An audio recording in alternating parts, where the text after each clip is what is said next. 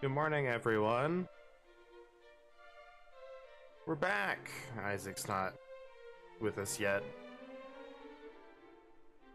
but I'm on time. Almost wasn't, but that's my own fault. That is completely preventable.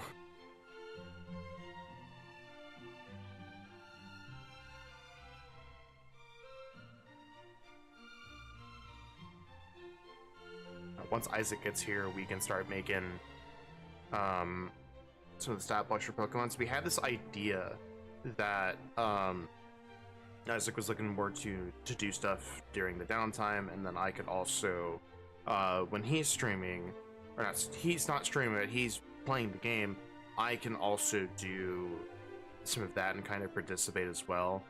So I think it's a good idea on both fronts. Like, it's better for him than me, because right now I've never made a stat block in my life, so this is definitely going to be an experience. But I am very excited to try it.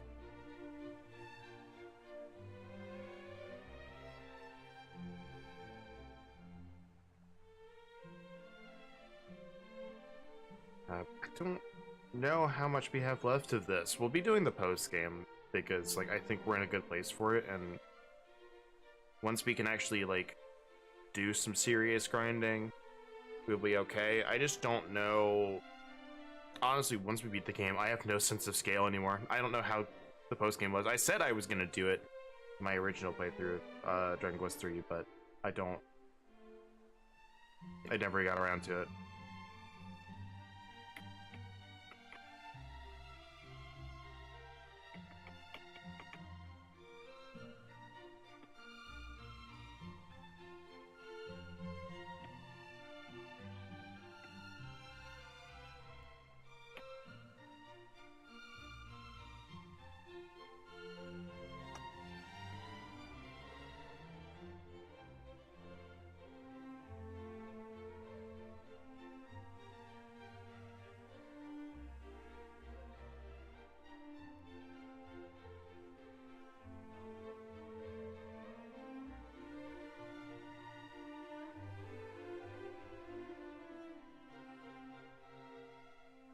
So put this out real quick, and then we'll get right back into sailing all the very exciting stuff.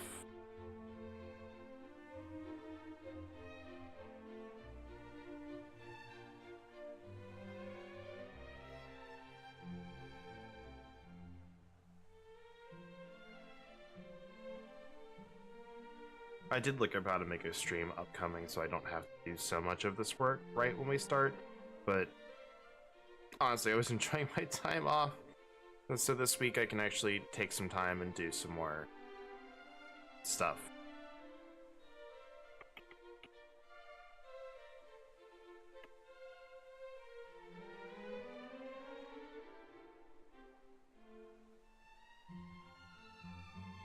So we got Cole, we got Cantlin, we got one town more, we got some other stuff. I don't know how much is extra and how much is not.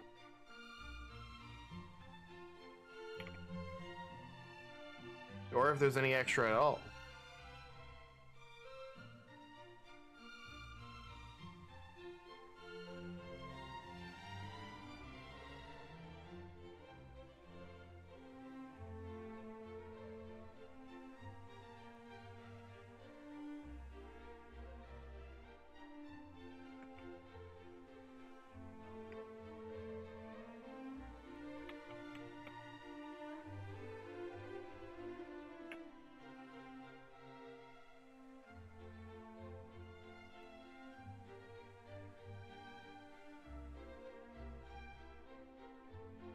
Alright.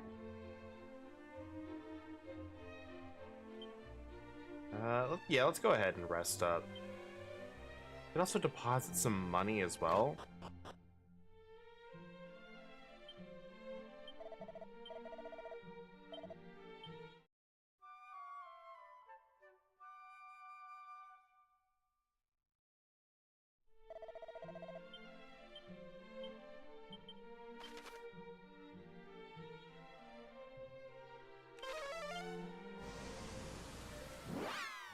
Like, it's a little weird that we have to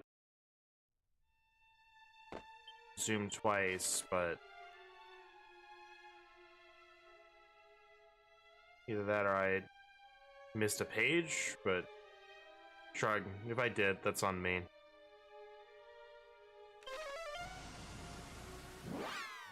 I saw the one page and was just like, well, clearly there's no other pages. Looking at, actually no, stream output is like right behind me, so it's not a good barometer here.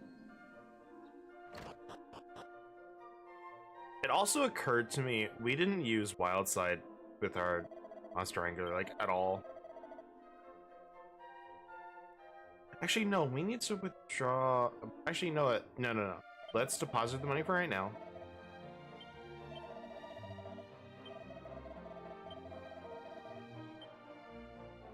Then we can withdraw later. Actually, it might be better to zoom to the tunnel. It puts the boat, like, right there. I hope. If not, it doesn't take any MP to zoom.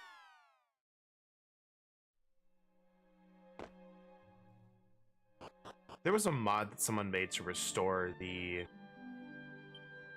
zoom cost MP, and I'm like, why would you want to do that?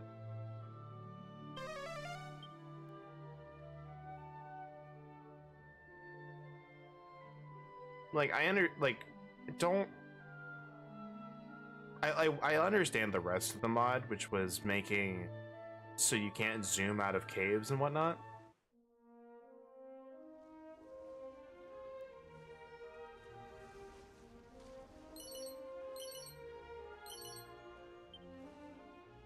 Like, I understand that, but I don't think adding a zoom or MP cost to zoom really helps at all.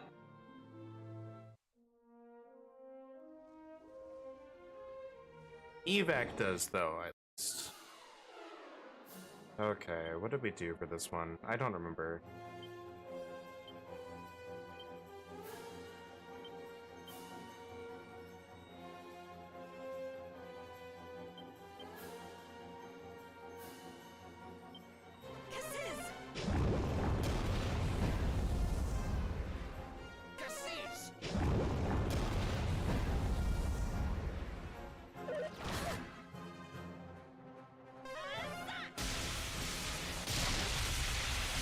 Wow.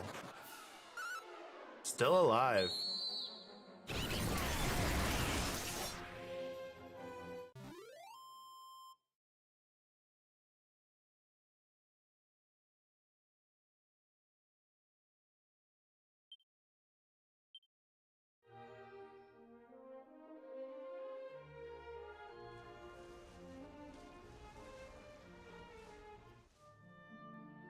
Here we go.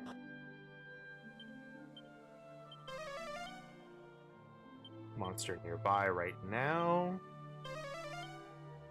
Alright, one treasure. Well, hi, guy. How's it going? Oh, whoa? Whoa! Alright, what's your name? It's Torgon.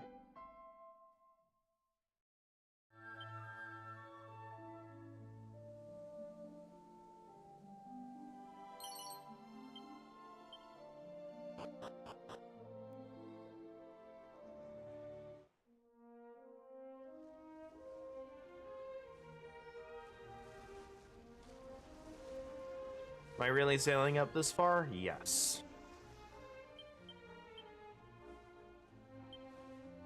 That's right, it's a spell. I gotta do this. There we go. You know what, actually? I know I've mentioned this before, but making the distinction between spells and abilities with some anti-spell areas in this game is really important. I just thought about that.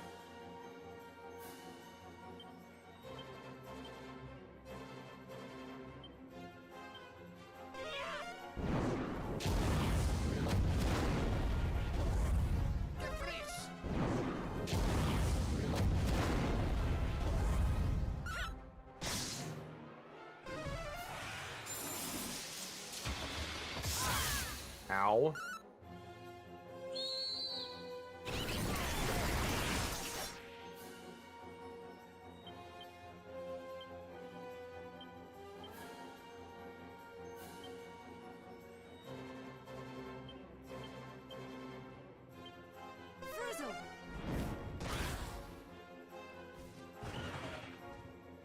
Why would you do this?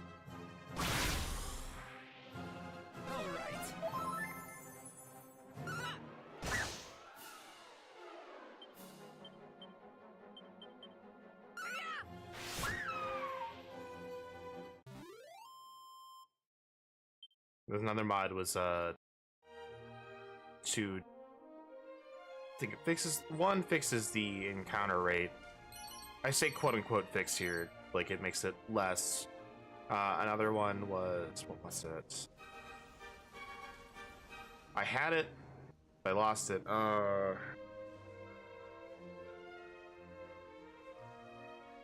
don't remember. There's not a lot of them, but it's been a while since I looked. There was a randomizer that I was definitely looking at, and I think that would do well with replaying on the channel and having like some fun challenge runs. But I got to figure out how I want to balance playing Tactics Advance 2 and War of the Lions alongside it, because I did say I was going to play those.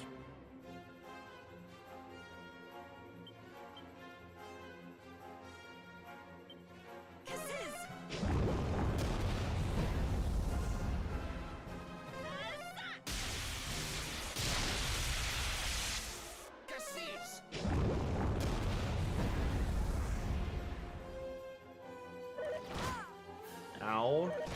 Can you not? Can you not? Really?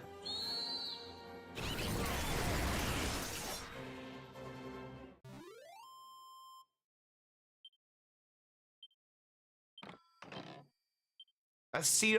Rub it in, why don't you?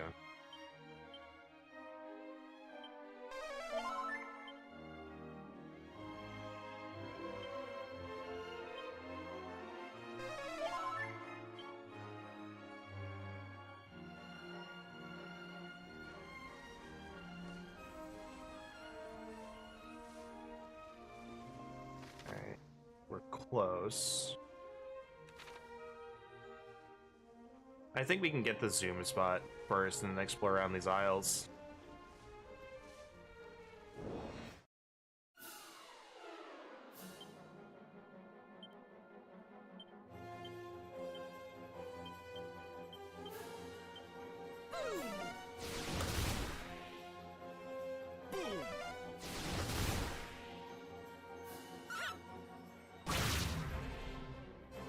Finally, an encounter that doesn't make me hate everything.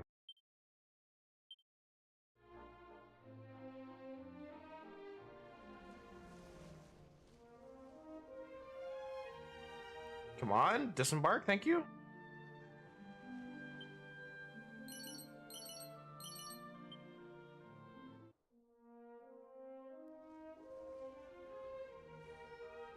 There's a tower there.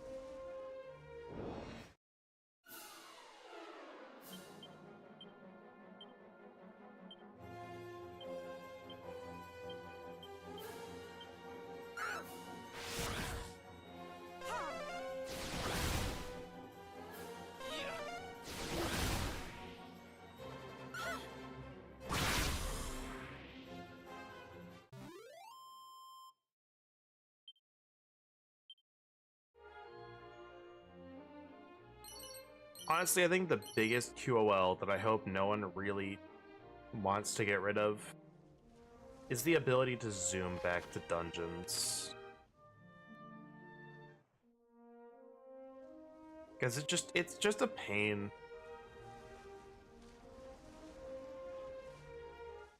Like, it's a pain to have to zoom to a city and then like, alright, well I have to walk all the way there.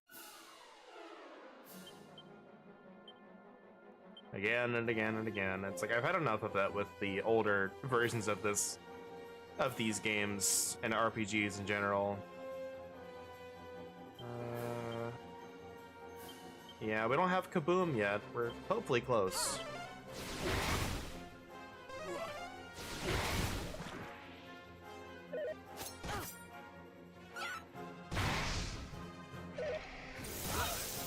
Okay. Nice.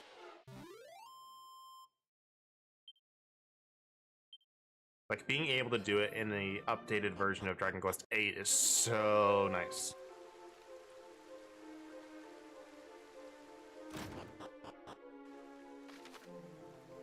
Okay, this is like a whole thing. So we'll come back later. I want to get to the town first. See what equipment they have on offer. Like, I think that's a huge thing for us right now, because we have an upgrade in the other town, Tintagel. But we really need to... No, jeez. Okay, Boulder Toss. I think we just do this, because Boulder Toss will kill the Man of Wars. Or Kazap will, rather. Maybe? Okay, for whatever reason.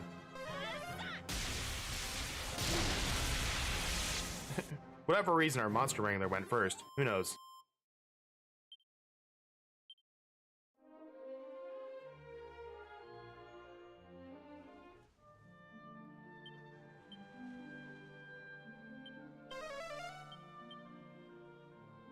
Let's go ahead and heal all, just in case.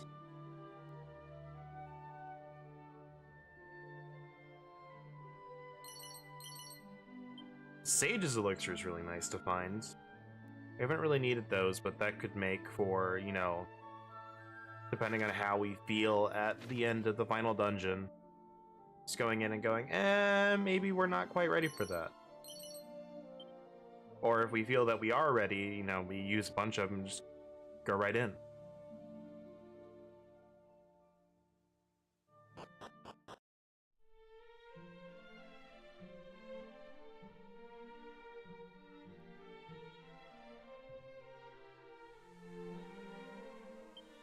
Alright, what do we got? Another 3. Not too far away, so it is inside somewhere. Let's do this real quick, because I can't see crap back here. Okay.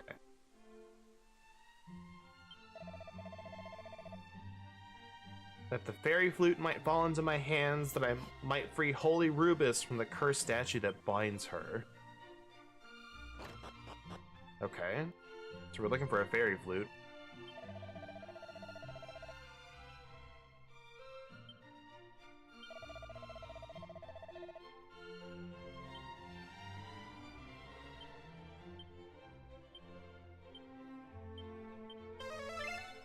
Aha!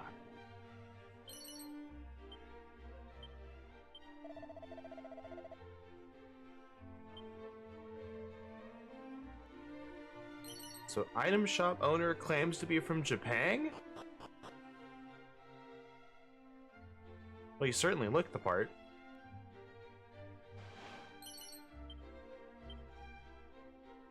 How did you get here, though?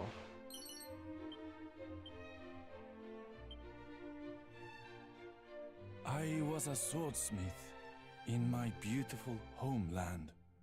True bliss I did know until Orochi. The fiend ruined all our lives. My bliss in tatters.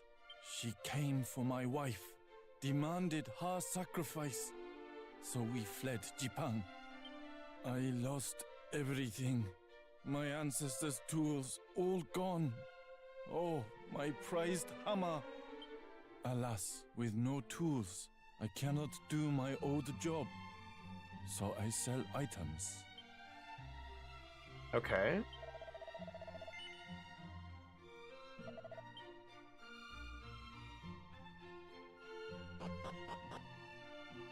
So we can go to his homeland and get his hammer.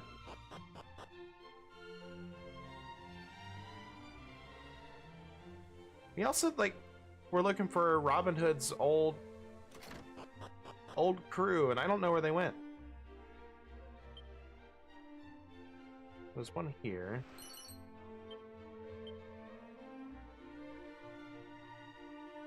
Oh, wrong spot.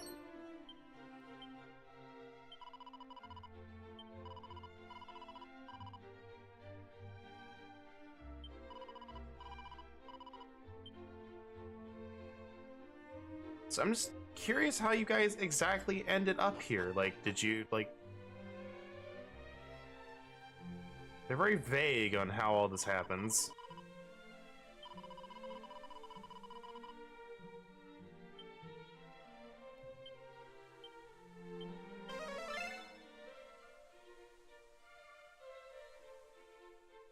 Okay, how do I get up there?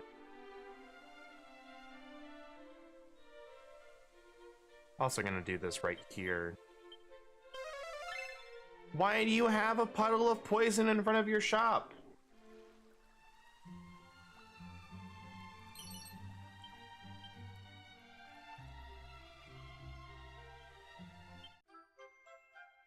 Why is the fairy flute just here?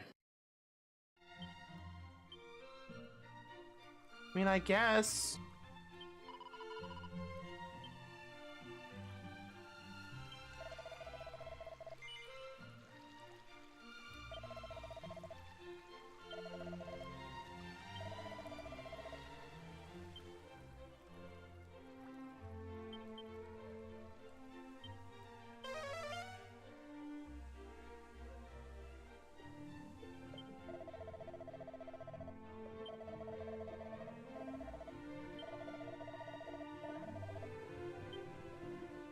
Alright, well... Didn't really get much out of that one. I wasn't checking where the monster might be.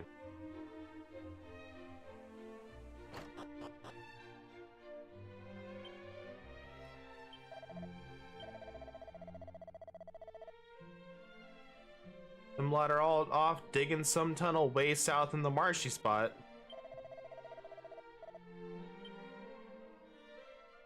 Okay, well, I know what that is above game.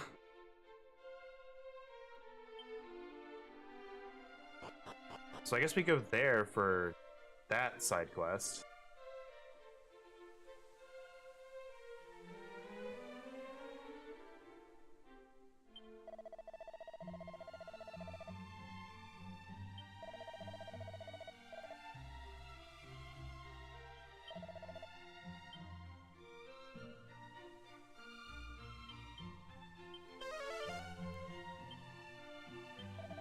Alright, what do you got? The Sage's Staff. That could be useful.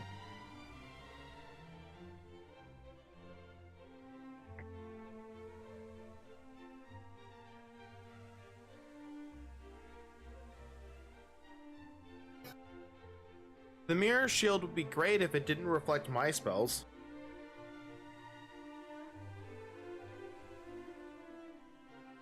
So we'd have to settle for the silver one.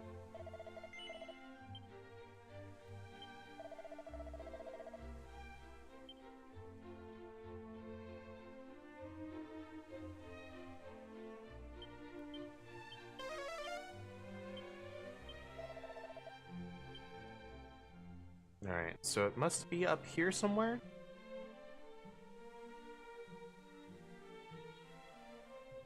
I didn't see anything, but that doesn't mean it's not here. Yep. Right there.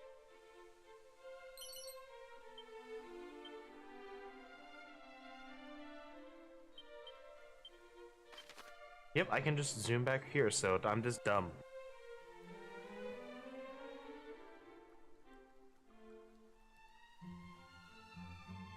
What, like... I want to say like 60k should probably serve us.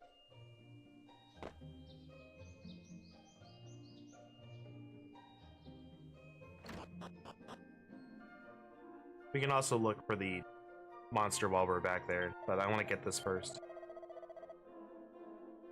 Draw.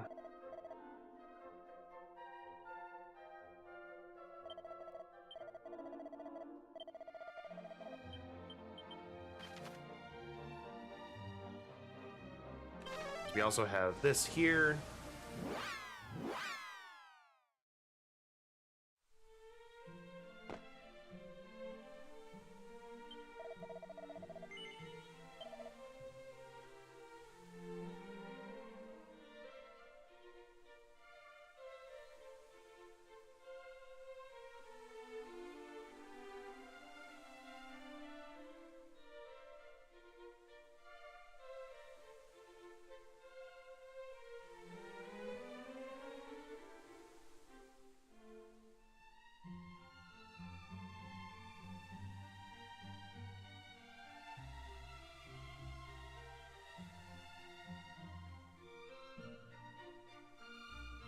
Fire Claw is still not that much better. Hey, struggle for weapons for Monster Wrangler.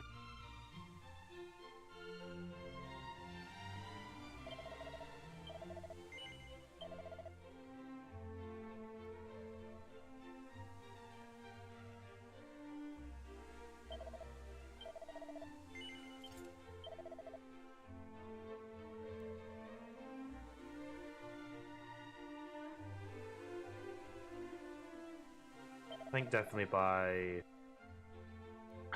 Wow. Our healer actually has more defense than our hero. It's incredible. Let's do this real quick. Because we need to put them in the bag so we can do this ourselves.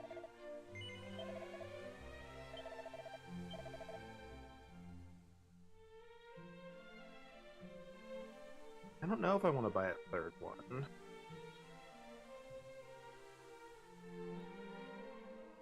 So it's only breath attacks.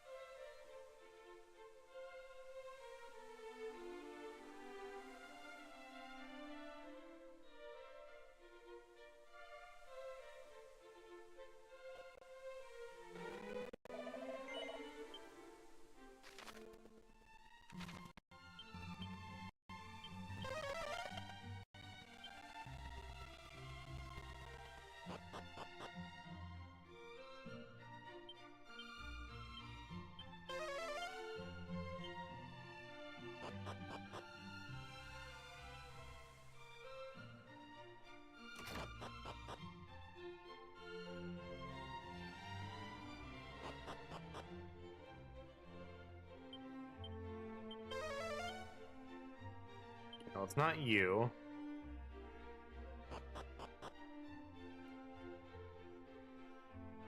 I wonder if Robin Hood's whole thing was just the Sunstone, though. Like, it's very possible. It's probably in the castle, but I'm doing my due diligence here.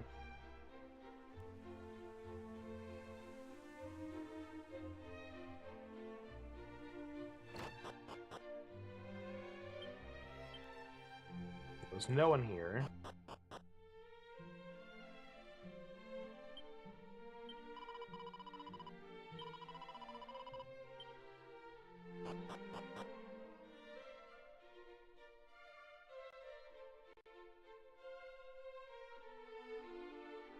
Hello.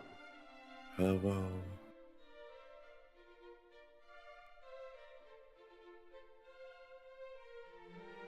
Alright, are you ready? Sure. For volume. Sure. Boop.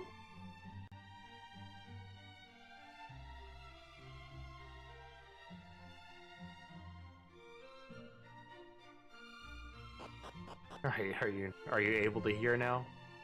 Yes.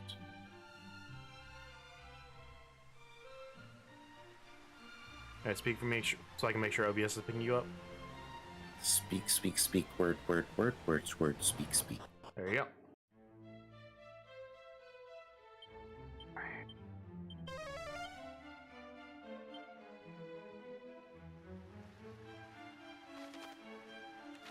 Like, I'm just used to Discord being like, no, you can't speak after the screen share. I know. That's why I waited.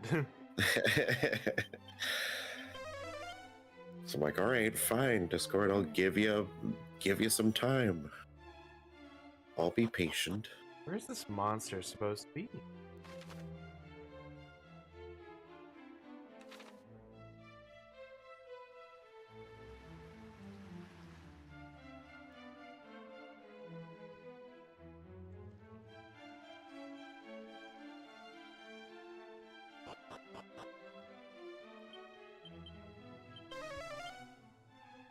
Ah, here we go. Slim!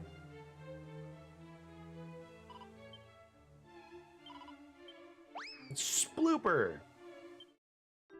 Sheila. Shyla.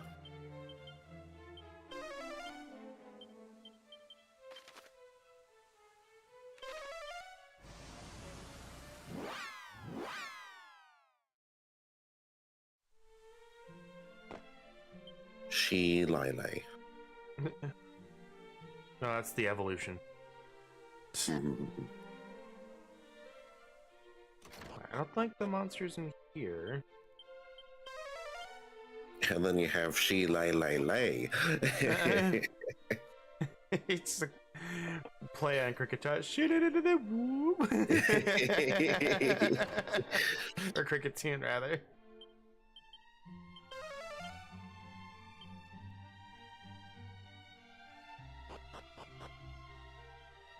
I still think like the Dunsparce is so funny. The Dunsparce is great.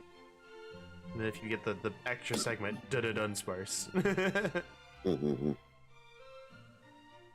not many places you can go inside.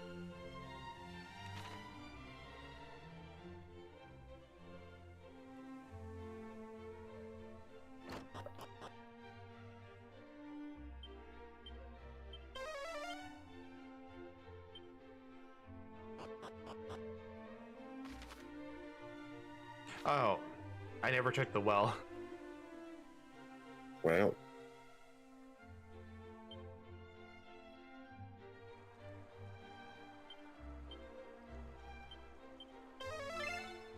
Oh wow, literally right in front of us. A spirit bracer.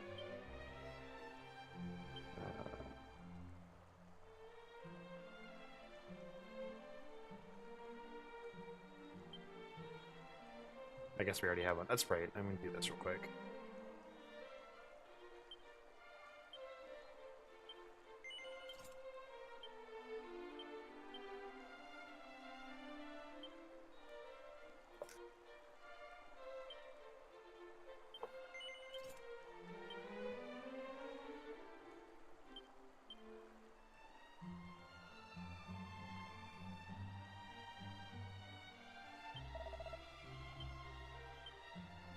I wish for you to join my team.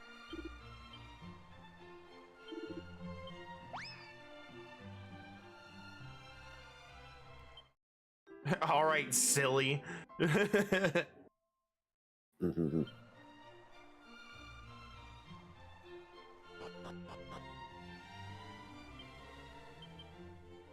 Alright, so we got that. So we found a smith from Japan, apparently. I heard. Need to grab his hammer.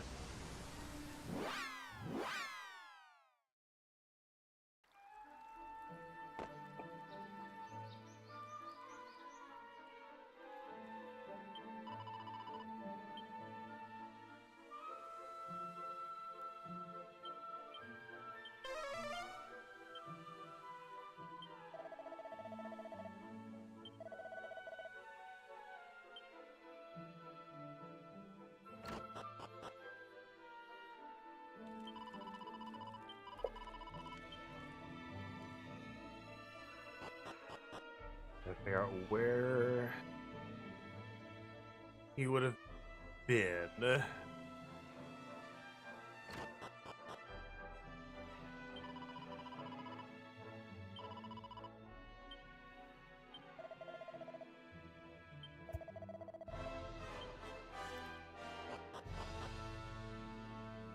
It turns out it's like in a cave outside of town.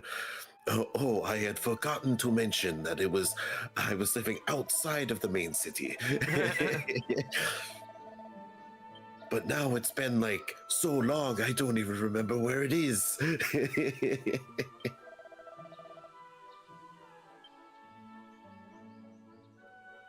like, great, buddy. Appreciate it. Cave in the middle of nowhere.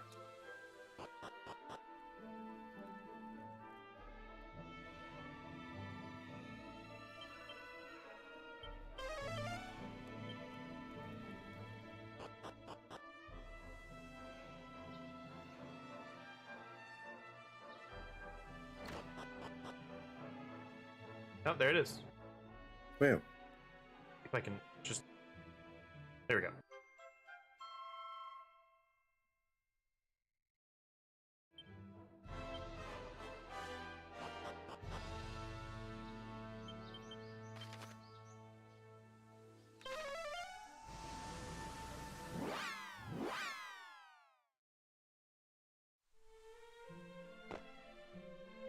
Alright, Mr. Item Shop Man.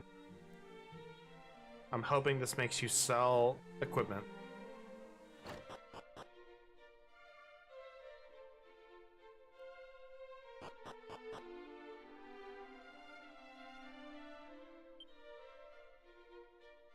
Welcome to my shop. Pardon? You have brought me the forging hammer? Incredible.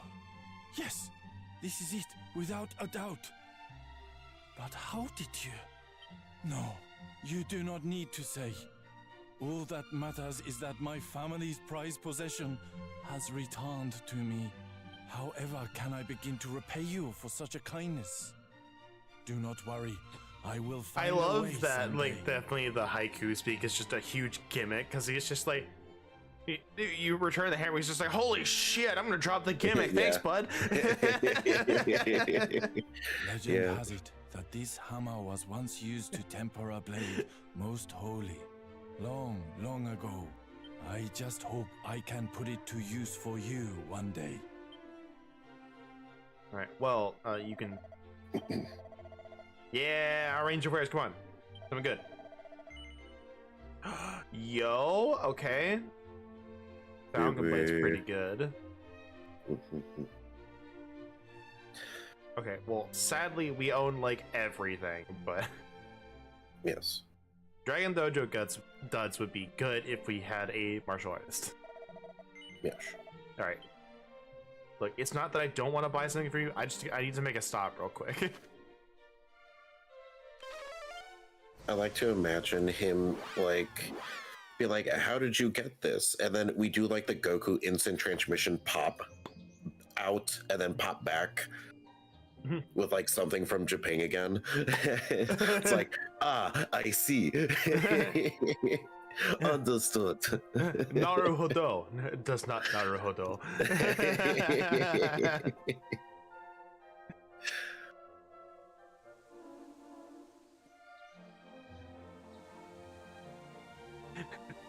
Oh yeah, buy a sword from him as we live. Oh yeah, we took care of Orochi.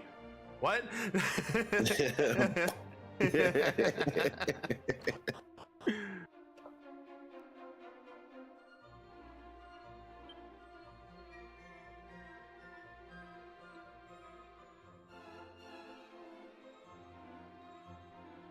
We're so close.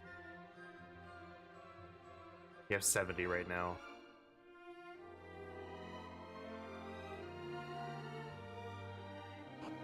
In reality, we just zoomed to the town and left just to be mysterious. Yeah.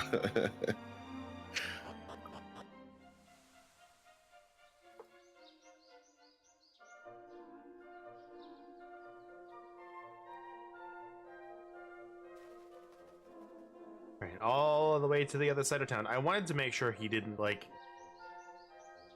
give the Falcon Blade as a prize or something. Mm-hmm.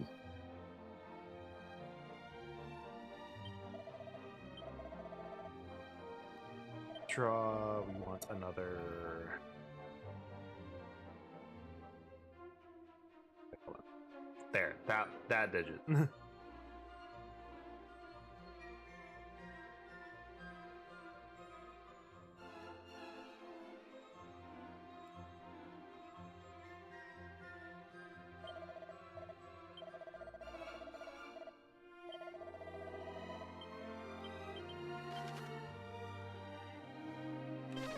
Back and forth we go, because there's apparently only one bank in the entire universe. Wahoo.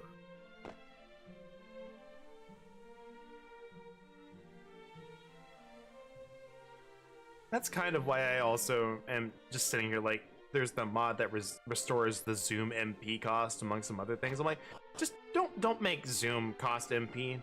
Just don't.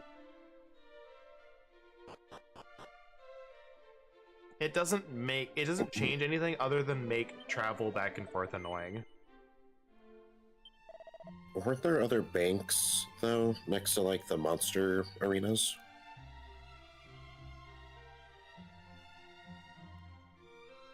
Maybe. I mean, you're not wrong that is the only easily accessible bank. because all the other ones, you like, if they are next to the monster arenas, you have to go to the town, Go to the monster arena. go into the monster arena, which is already, 2 extra loading zones. I think they're on the opposite end of the stairs you come down, so... Yeah.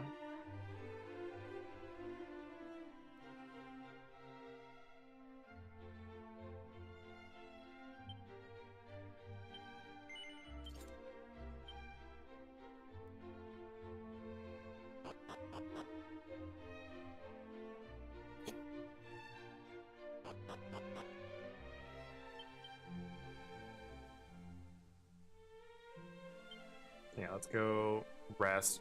Yeah, so there was like talk of like the fairy flute. I'm like, oh, you could use the fairy flute to free Rubus. And I'm like, man, there's this quest and just on the ground in front of the hot spring. I'm like, okay, I guess. 60 gold, bro. Look, the encounters around here drop 60 gold. What do you want? He also probably doesn't get much business. Hazard a guess. Yeah.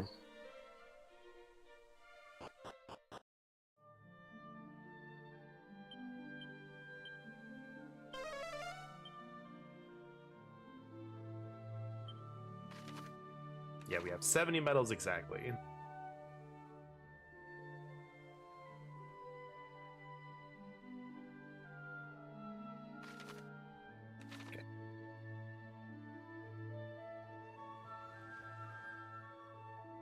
There's the tower. So we need to do this. I don't know what it gives us, but I hope it's maybe a faster thing than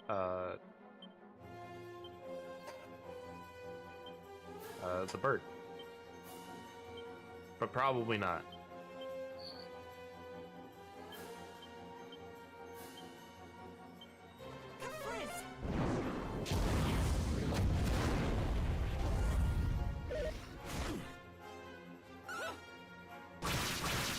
Yo, let's go!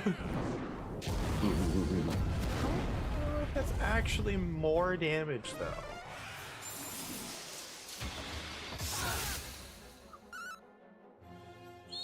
I feel like it is, but I'd have to look at our numbers again.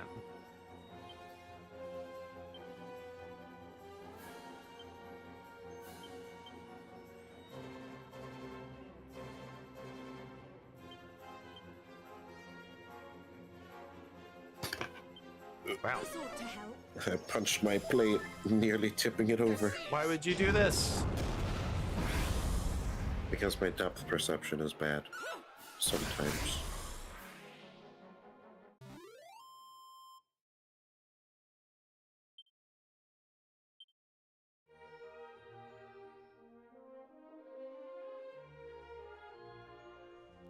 Oh, I might have misread the text and thought something else. Yeah, we did 174 with each of those hits, so it's definitely way better than the sword we had. For some reason, I didn't actually do the math. Math hard. Indeed. Don't think about math.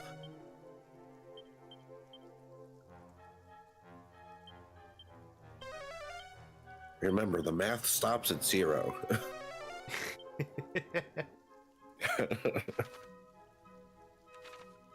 That is still one of the best statements I've heard about math. Is like math stops Right. at 0. It's so good.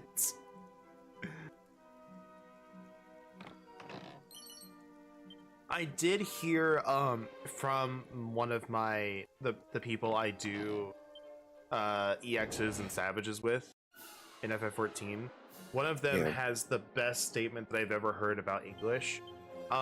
English is 3 languages in a trench coat, fishing around in the pockets of others for grammar rules. I'm like, that's so good. Because it really is. Grammar pickpocket. Pretty much. That's right, you're resistant to fire. I think they're just resistant to magic. No. They're like super resistant to fire. Like they're resistant to everything, but they're really resistant to fire because other stuff does more damage. I will remember eventually. Today is not this day, apparently. Are there even encounters in here? It sounds like it, but yes. Okay. Boulder toss. Boom. Boom. Take this. You jerk! Damn.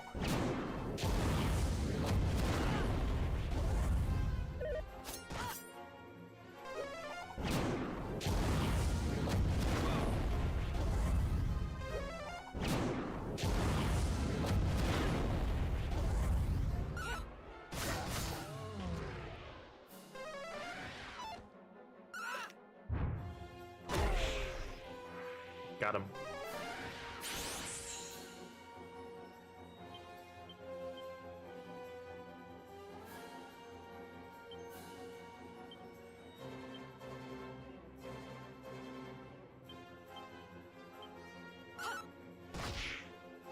Just a moment.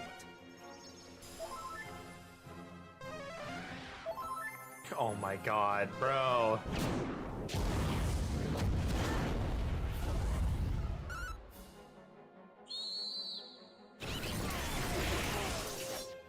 Didn't matter. Didn't matter. Heck you.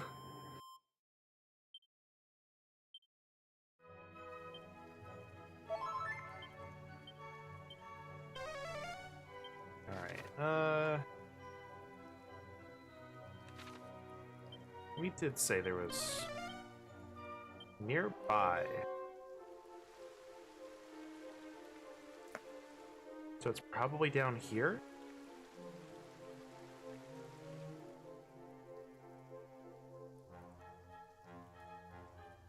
Or there's literally nothing down here.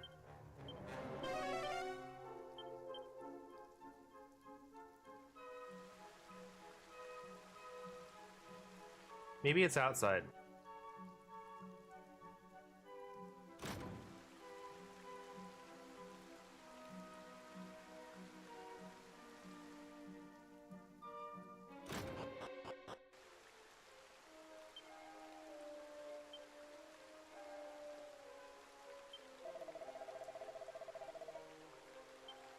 Okay, let me see, double check. Yeah, okay, this is a completely different area, which means... Okay. No items.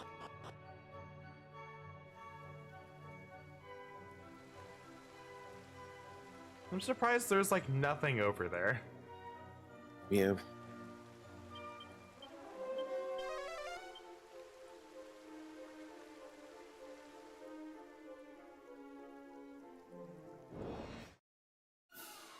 Ugh. Alright,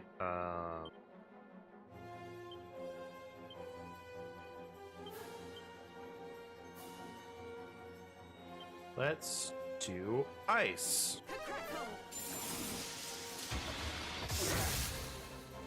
Okay, you are hyper resist to ice. But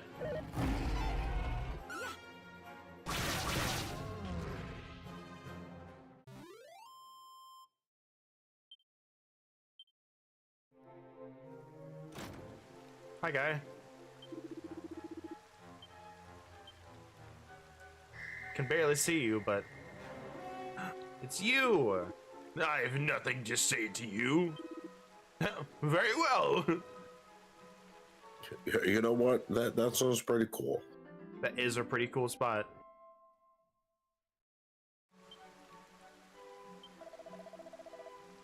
Think before thou walkest. That is the rule of the fuddling tiles.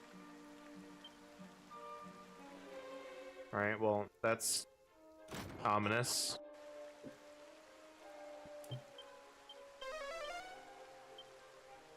Again, there's nothing here. Oh, there's another monster, apparently.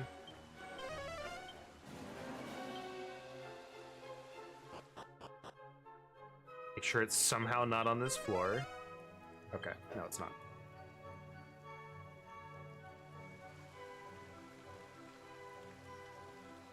They did so good with Animal Instinct, yet made Snoop suck. Yeah. Alright, so there's a quick drop off if we wanted to go down. But there's nothing... Okay, so there's nothing on there.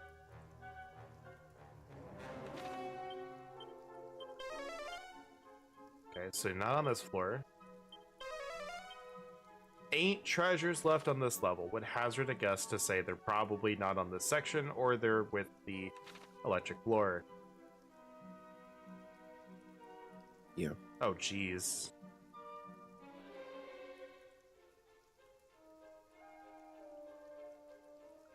Would hazard a guess to say those push us off the edge. Yeah.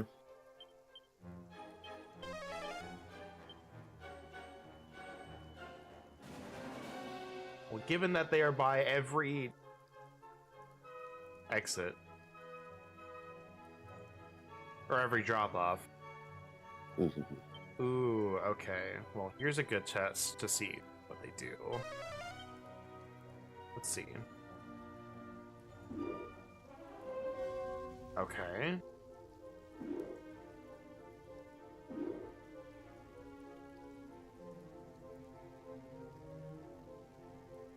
Okay.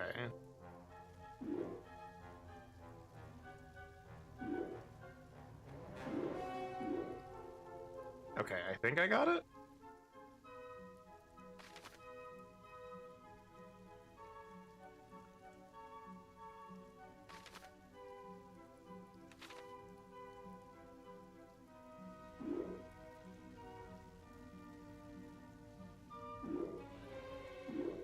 Yes, I do have it. So it basically changes, like it rotates your D-pad, like the D-pad one way or the other. So yellow is up, blue is down.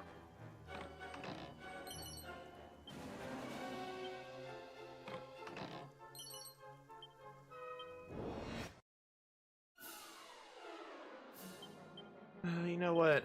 I don't like you guys. Zap.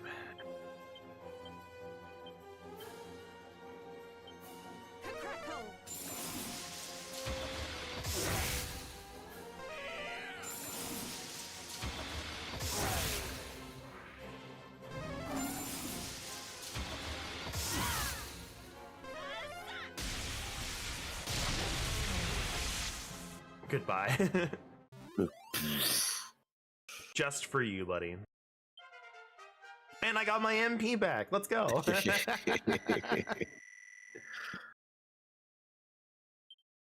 Yo, let's go.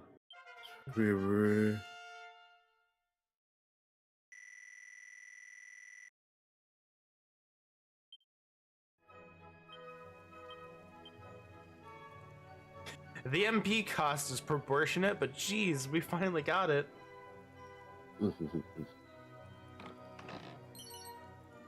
Staff of Sentencing, we already have that.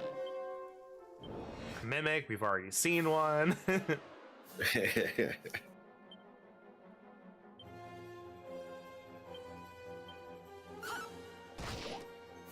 Oh, we didn't buy a Sage's Staff. Oh my gosh. Yeah, we lost a diamond because the thing's dodgy.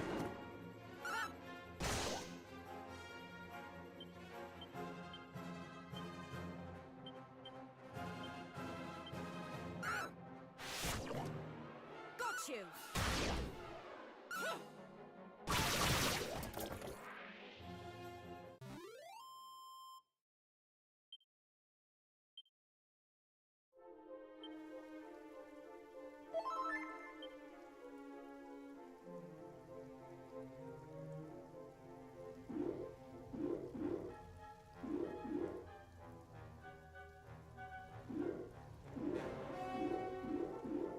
Yep.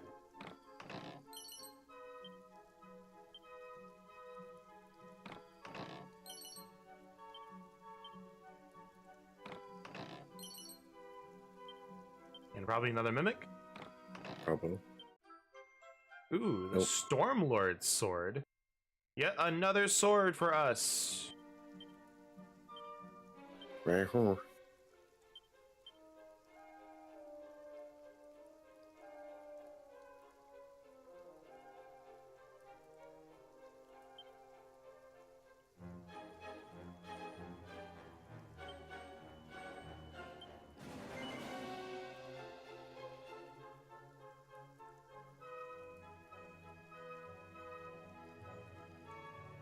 For now, we might have wasted 30k, but Baby.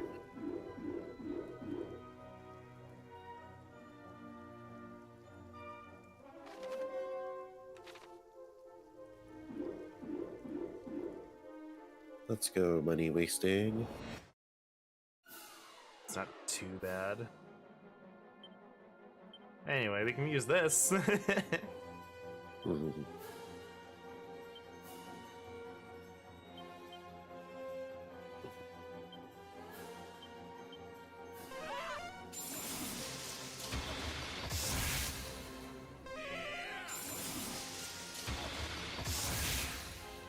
And none of them lived anyway, but Yes. Cold birds. indeed.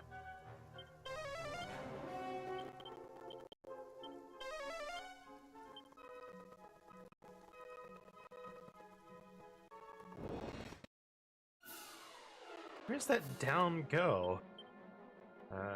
You could go. Actually, yeah, Pocket Slash on one of these guys. You do that.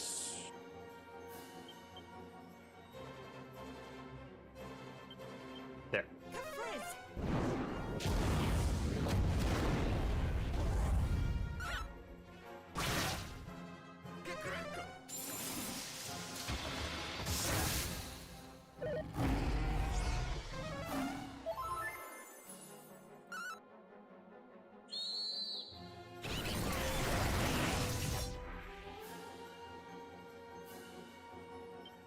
Unfortunate. Okay.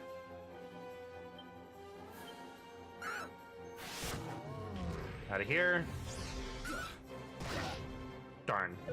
I hoped.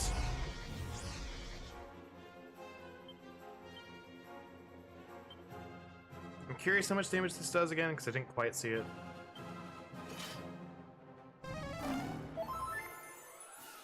Wow. 138. So yeah, it's still way better if we're going to use Falcon Slash. Mm-hmm. If I do this.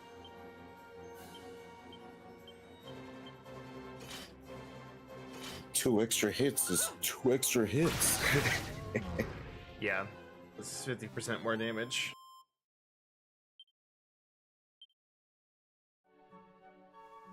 I don't. Hold on, is this up? It is up. Well, let's go up. Let's see.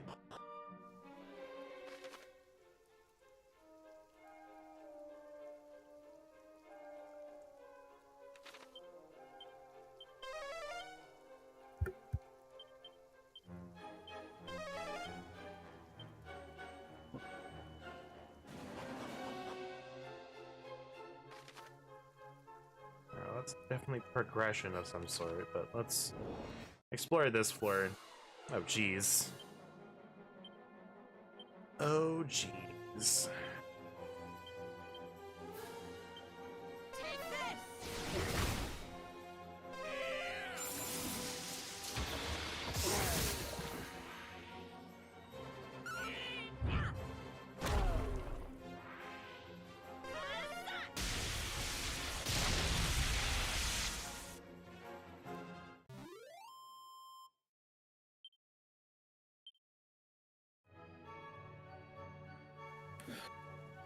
Wonder if Right, just I am done with my food. congrats.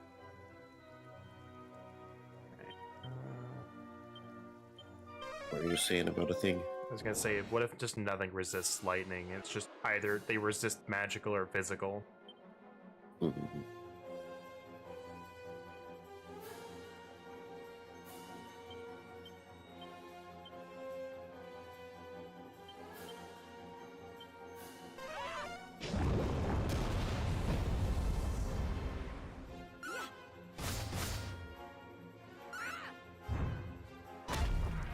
What's funny is I brought up Terra Maker or whatever for the stat block, and I'm sitting here being like, look at the stats and being like, wait, why is this so low?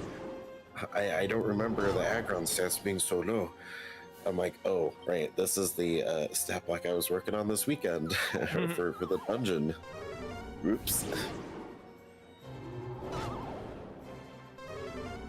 I'm pretty sure I saved it. Let me double check.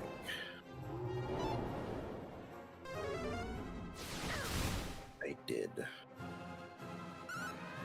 I'm going to save it again.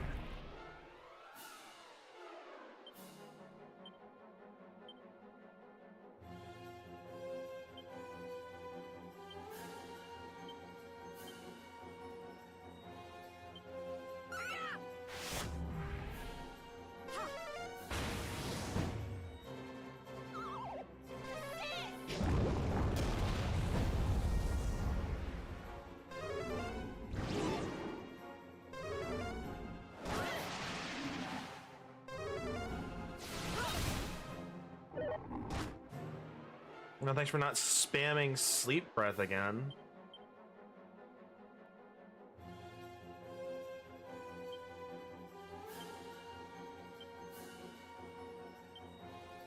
Actually, before we start getting to that stat block, I'm going to use the bathroom. Go for it.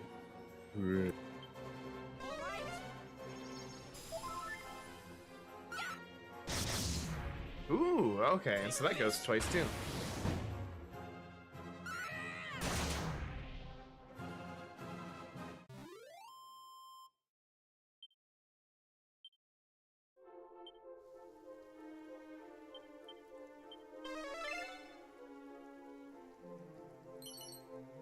Mini metal.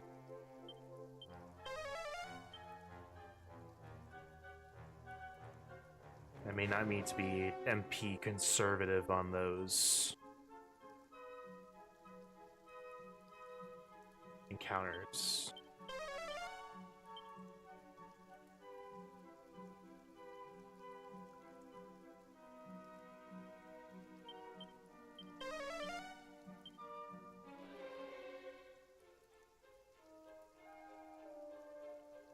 Why is there randomly two of those here?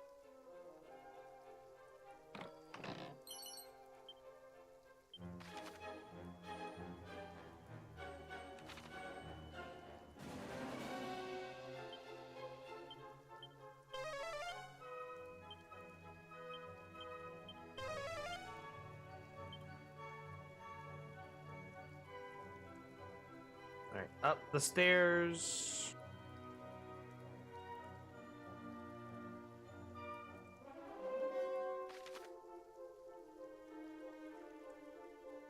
No, I don't remember. The tower seems really familiar from Builders 2, but I don't think it's the same thing.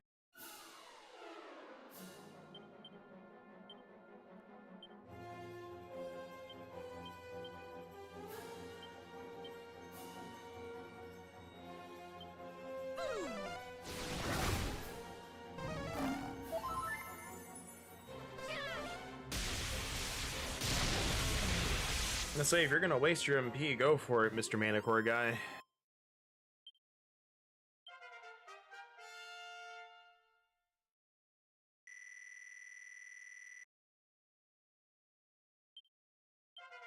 Learned Morph.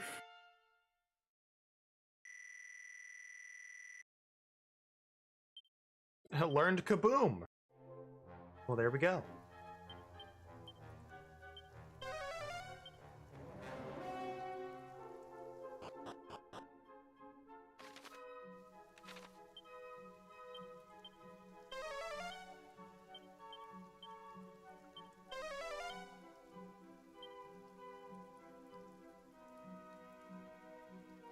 Yeah, the other way is probably the way we are supposed to go, but not yet.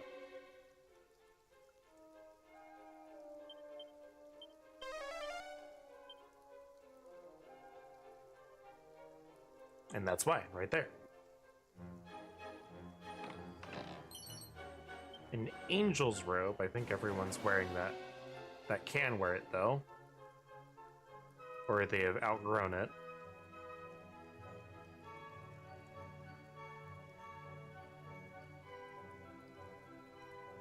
I wonder how viable doing a run with no shops is.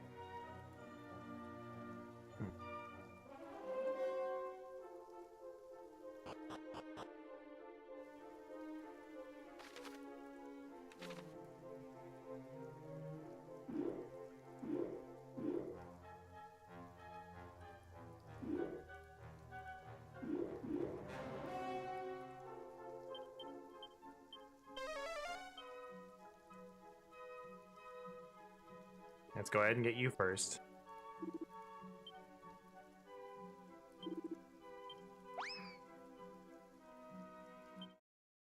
And we got Polly, the Chimera.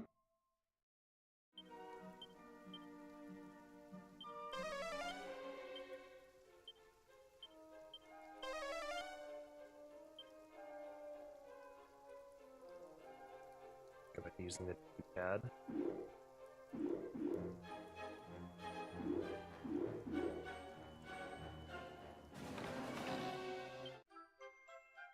Yo, there's the Auroral armor.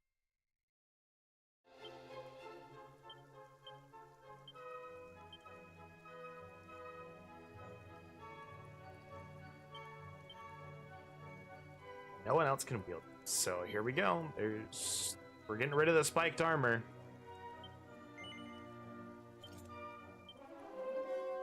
All right.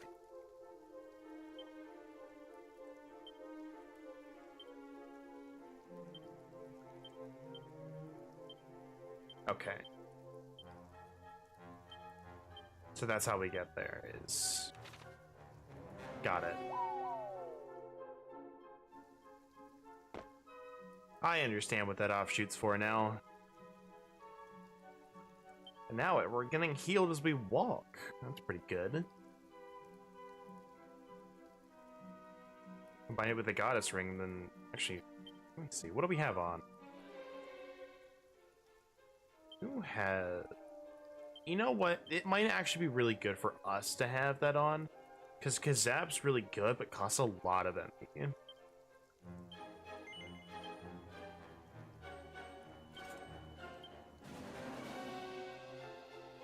So if we're just restoring MP while we walk as well as our HP, we're pretty good. And that'll also help with potential Omni Heal necessity, if we need to.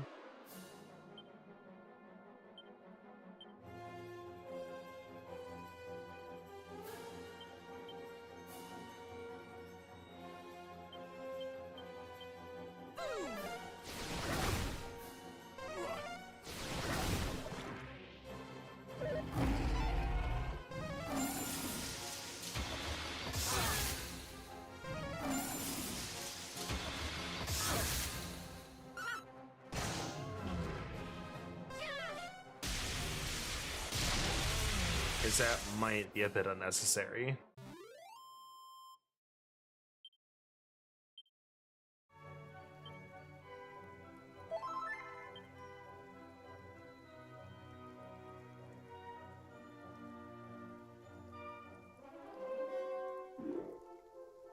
They make you work for it, huh?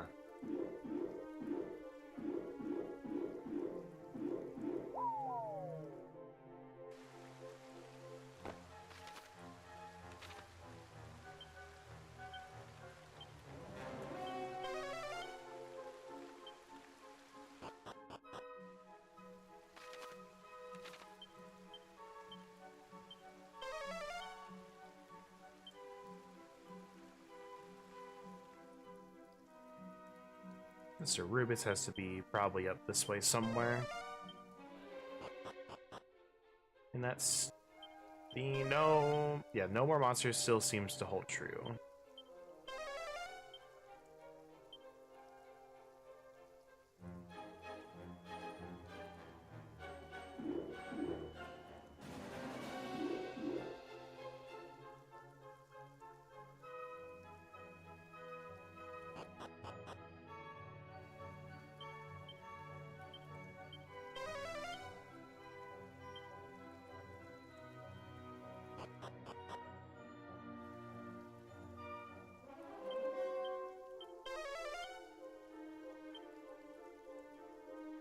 no more treasures seems to be consistent too.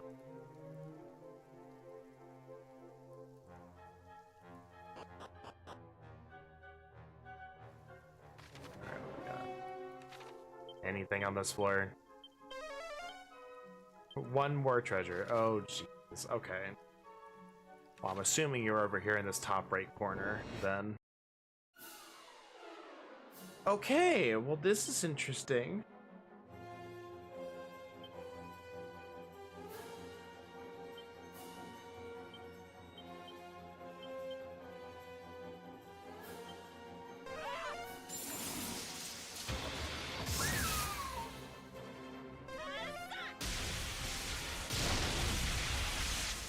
And I don't want to deal with it, so we didn't deal with it.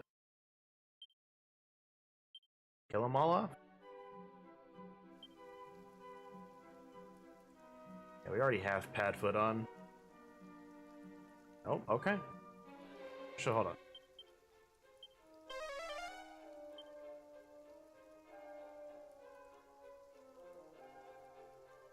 And there you are. Elephant elixir is really good.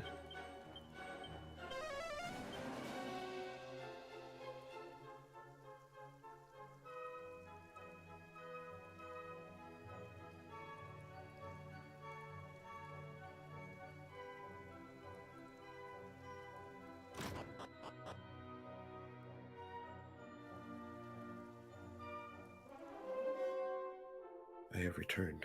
Welcome back. I must admit, I was not sure you would make it here. Most impressive.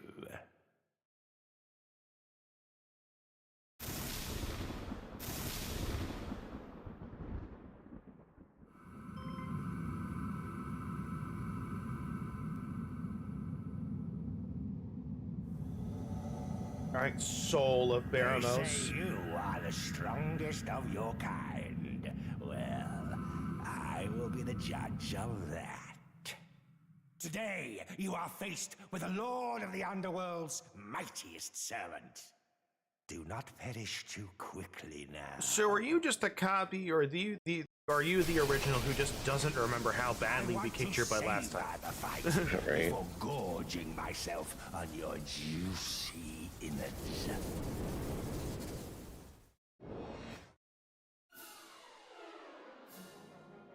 I see you've brought friends. How delightful.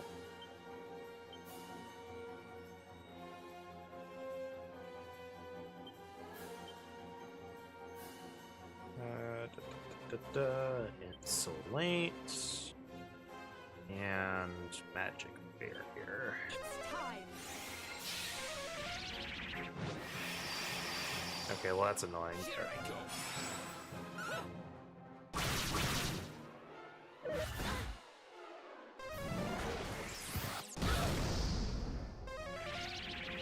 That's really annoying.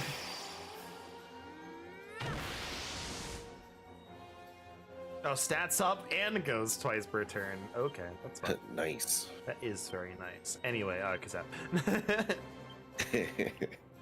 Monster Pylon. Okay, so I don't get to choose the second turn, or she does that on her own, or she does the same thing twice in a row.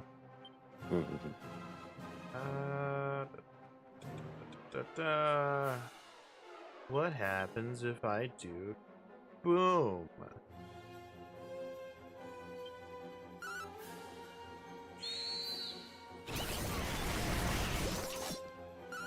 Yep, she just does it twice in a row.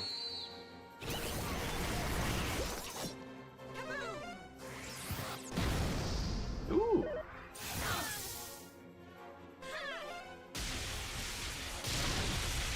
Speak to it, I see. Aside Baramos, but... Yeah. Oh, that's annoying.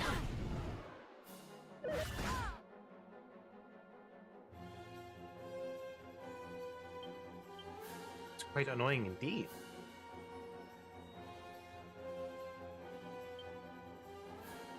Well, what if use item? Da-da.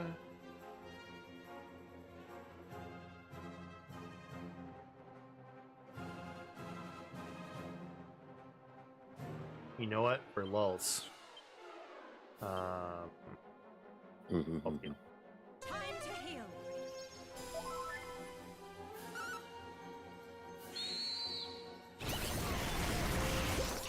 Nice. I got them.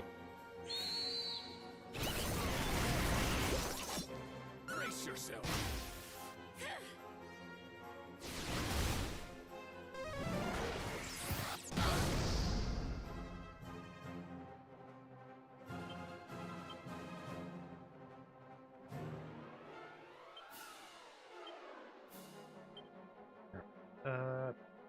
Da.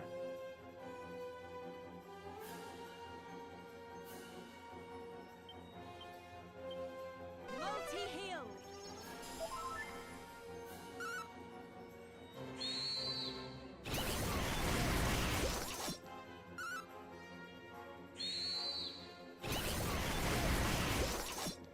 Enough.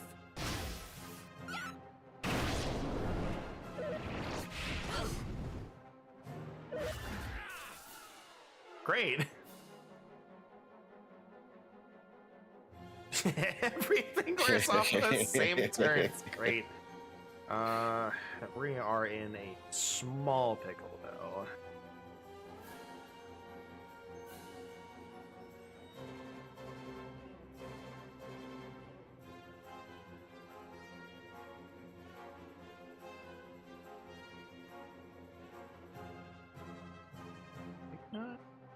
Does Sylvia or Fireball have Sobering Slap?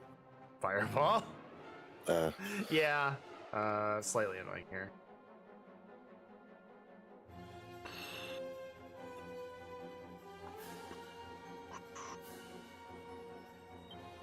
I'm gonna sacrifice some MP here, I think. No. Let's do this. We'll do full heal and heal.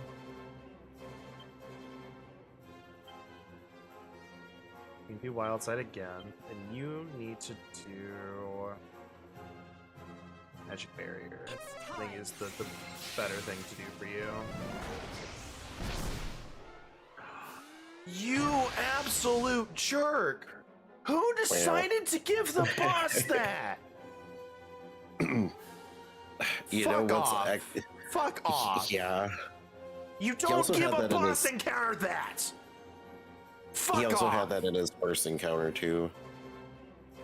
I forgot he did it, but you don't give that to a boss! Yeah. You don't do that!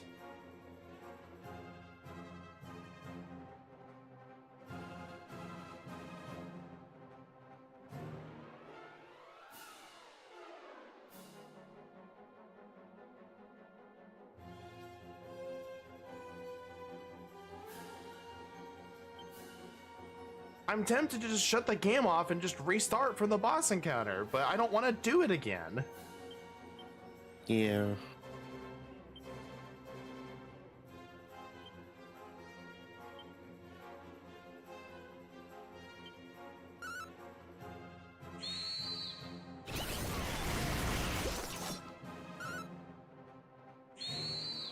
Because they're not going to come back until the end of the encounter. Yeah.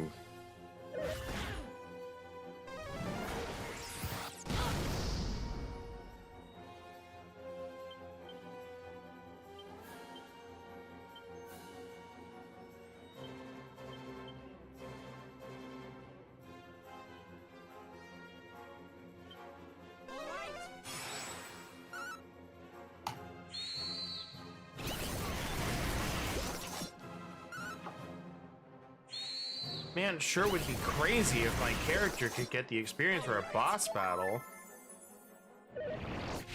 Yeah.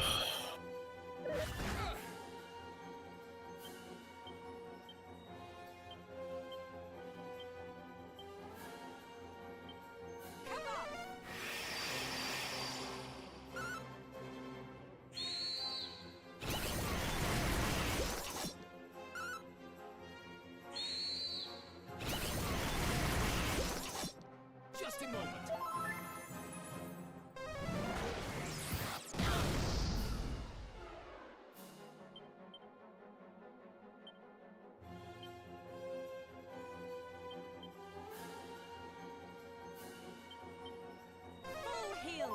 I love being behind on my level ups. Hmm.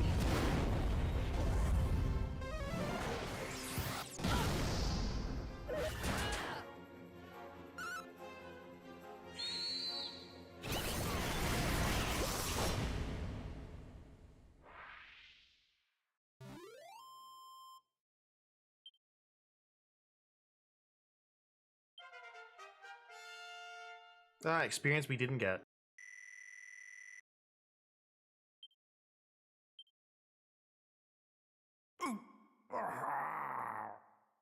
No, surely not. A mere human could never possess such formidable might. It was you, not that axe-wielding brute, but you who slayed Baramos. All is If I clear didn't as want to see what was crystal after to me this now. cutscene that I'm pretty sure is in the same cutscene, I would just skip it. I must tell Lord Zoma of this, that there is one blessed by the light. Now do not misunderstand. The victor you are not. The next time we meet, I shall snuff your life's flame.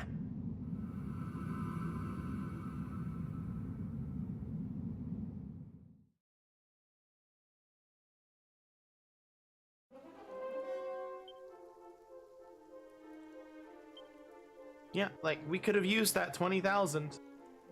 Yeah. Really could have used it, but no.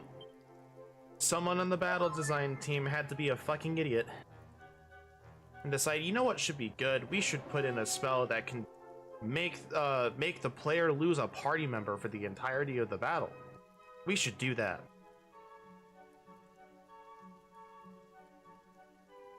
God, if I knew how to mod, I would just get rid of it. Just mod it out of the entire game. Because it is such a worthless spell. It's just an annoyance. It doesn't do anything to the player, and it's really not worth it for the player to use either.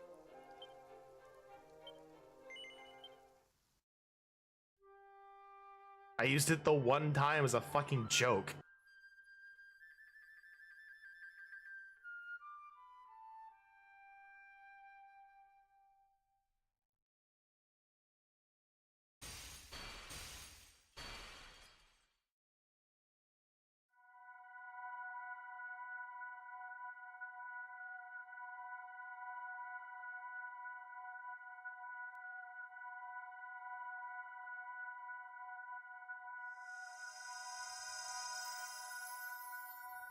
Imagine that, but the last fight of the game? Exactly, that's my point. Imagine if we weren't overpowered, that actually was really scary.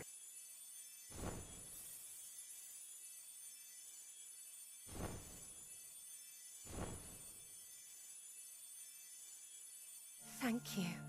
1,000 times over. But allow me to introduce myself. I am Rubis, mother to the land of Alefgard. Long have I waited to lay eyes upon the one who might save the realm in its darkest hour. Ah, I see you hold the Sphere of Light. It seems we are all in the Dragon Queen's debt. When confronted with that orb, the veil of darkness that guards Zoma shall clear like clouds after the rain. We must stop the Lord of the Underworld, whatever the cost may be. His very existence threatens not just Alefgard, but life as we know it. Oh, trust me, we know. Alas, my powers are not returned as of yet. Thus, it falls to you to put an end to his ambitions. And he showed up in the other world. However, if you are to ever reach Zoma, you will first require the succor of the rainbow drop. It is given shape only when rain and sun meet. Now there is something I must give you. The original rainbow.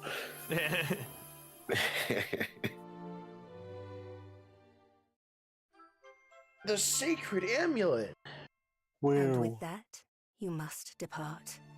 Seek out the most hallowed of sanctuaries, bearing the gifts of rain and sun. There, speak to the descendant of those who once placed their faith in me. But before you take your leave, allow me to imbue the sphere of light with what little strength I still possess.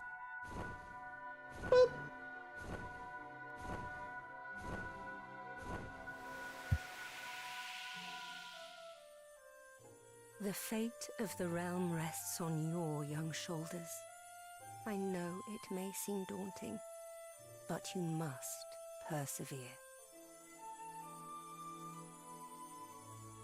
Though you can go safe in the knowledge that I am watching over you, young hero.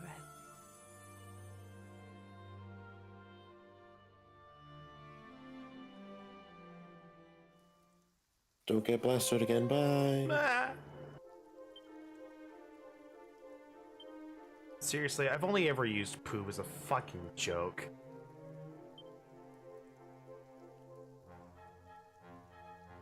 Because that's what it is. It's a fucking joke. Yeah. All instant kill art spells are.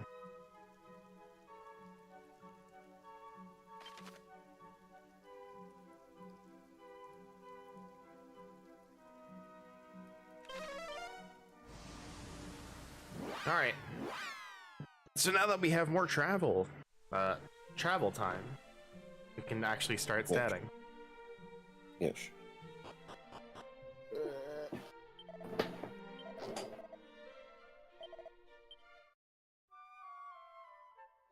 So what was the Pokemon that won?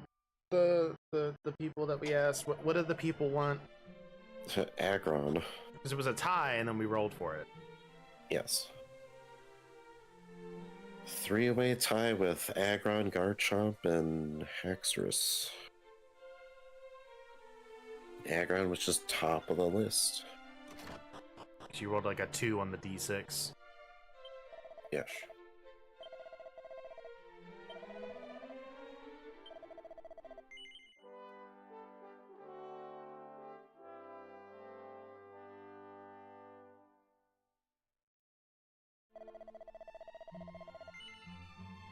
Alright, so enlighten me, how do you normally determine the stats for a monster? Because I know for a player you already have like the methods, but like...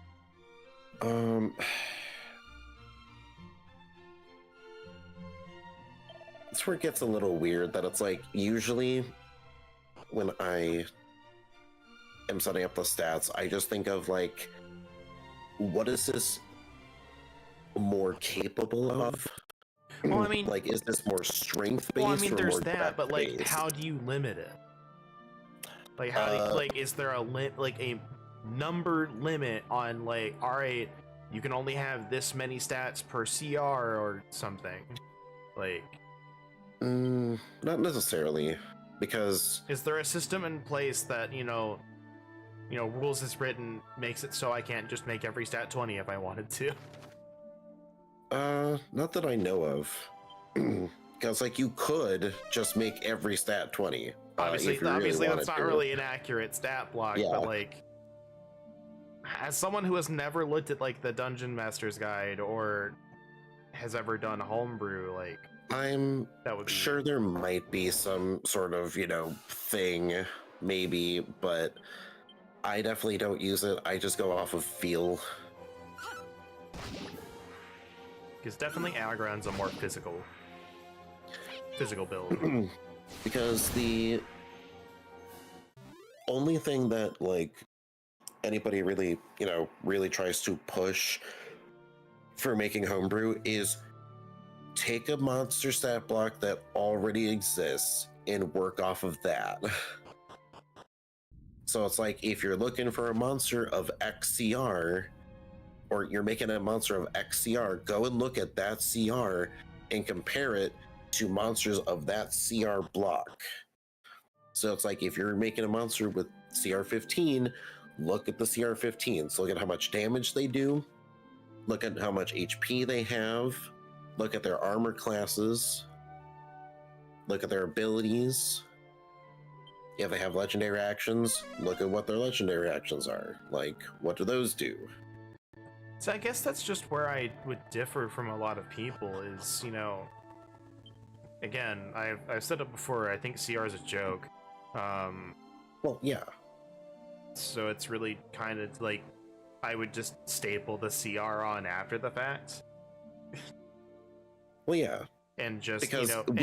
with you designing homebrew, and obviously, you know, bumping some stats more than others, you know, and then depending on the abilities you give it, it could end up being a CR higher or lower than what you were initially thinking.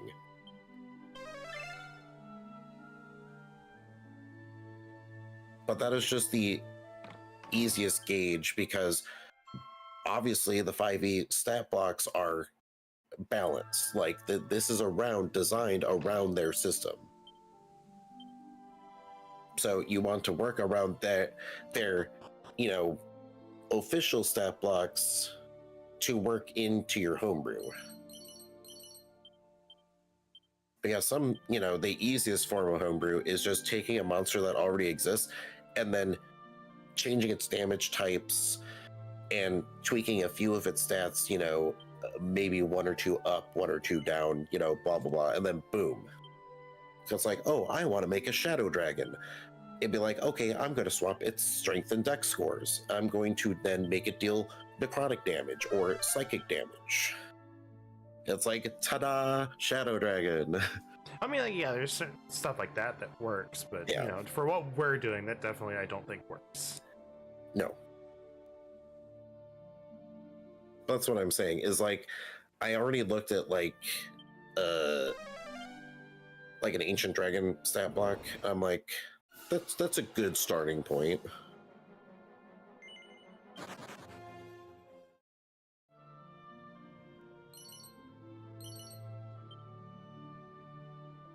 I'm not sure I would pick an Ancient Dragon starting point for Aggron, but... Well, if we're going to be putting it around the CR 18-20 range, that's literally where that is. Like, Ancient Brass is CR 20. That's what I'm saying. And I don't think Aggron is that level.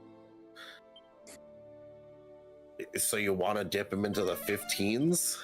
I don't know what that means. I don't look at this stuff.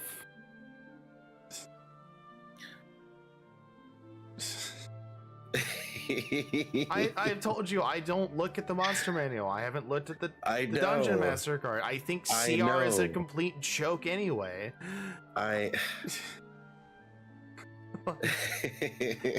Your reference point aside from Ancient Dragon means nothing to me.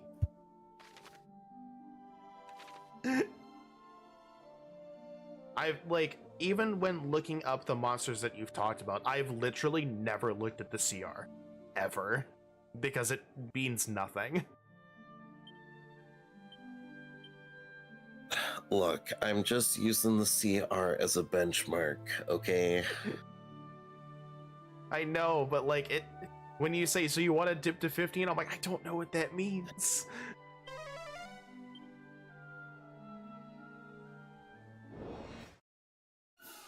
Look, I wasn't going to say this is necessarily going to be exactly equal to, you know, the awe and splendor of an ancient, you know, dragon, but I want it to be, you know, at least up there. That's what I'm saying, is I don't think Aggron needs to be up there. I don't think he's that strong, but that's just me. You're also thinking a little too much Pokemon and less D&D.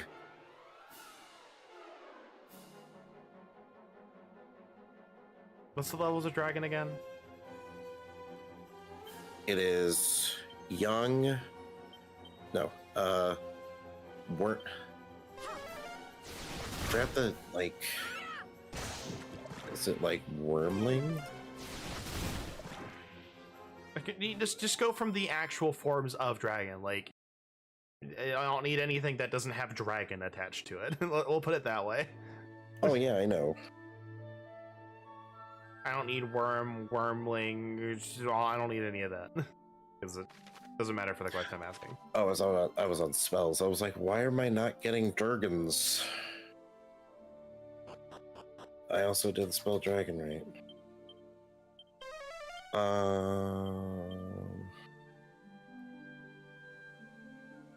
So I forgot what's before young.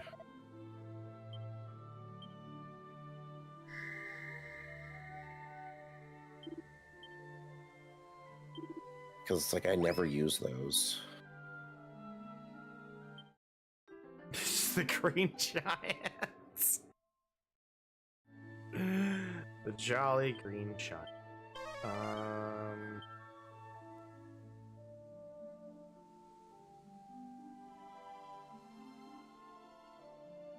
Because like I just don't know if I would put something Oh on yeah, the... that's Wormling. So it is like X color Wormling, X color Young, X color Adult, and then Silver. I mean Ancient. So there are 4 tiers.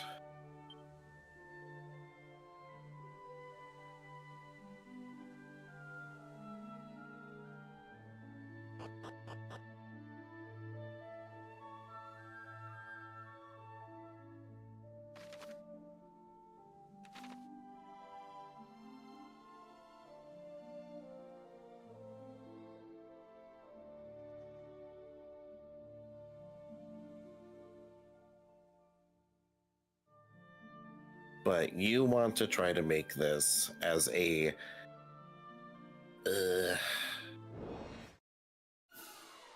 level, let's see, 5 to 8 range then?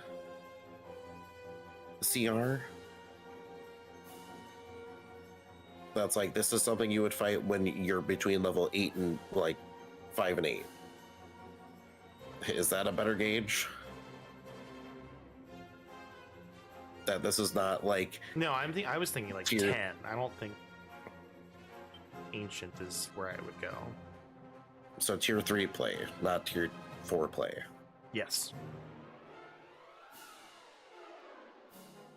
Like, I'm not gonna say like Aggron doesn't deserve to be up there, but like I don't think he's that up there, if that makes sense, right? Well, yeah. Yeah, and you know what? I don't think Gyarados is either, and somebody, you know, made that stat block of it being like CR like 20-something, you know, end game. I'm gonna be honest, on the scale of an like, ancient. I'm gonna be honest, a lot of Pokemon are up there. I think like tier 4 play would be reserved for anything that would be considered legendary, mythic, or pseudo legendary.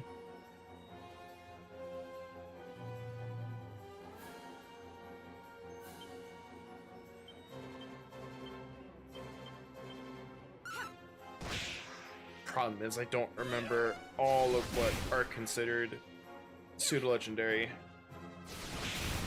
because that's where it's like weird. Like I think Salamence is, but I'm not sure if like Dragonite is. Pretty much every dragon is, oddly enough. I mean, like the triple forms anyways. Oddly enough. So it's like Dragonite kind of fits that. It's like Salamence. Because like the thing is like pseudo legendary is not a term I hear a lot, but I've heard it enough to know it exists. And the only thing I've ever heard directly referred to as a pseudo legendary was Salamence, is because he is an absolute menace in Gen 3 casual play. Unless you have an ice type. Pseudo legendary kind of just falls into, does this have an insane base stat total that is higher than Blink? That's fair enough. So I think it's like, if they're higher than like 550 or something like that, they're technically might as well be considered a pseudo legendary, because it's like Metagross. It's like, that's a pseudo legendary. Then again, it's also, you know, limited. So that's, Limited? part of it. What do you mean by limited? Well, back in Gen 3, it's like you had to get it Oh. from the egg. Okay, yeah, that's what you mean. It's like now it's, more commonplace now, but, back in the day, I don't know if I would call it common. I said more common. I'm not saying it's common. Like, you can walk into a patch of grass and find a fucking Beldum. Like, yes, the 5th route in the game, I found a Beldum. I mean, I think that's where you should find it, but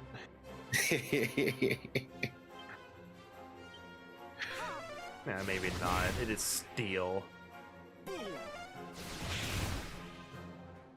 Look, man, steel isn't as busted as it used to be. It's mainly defensively.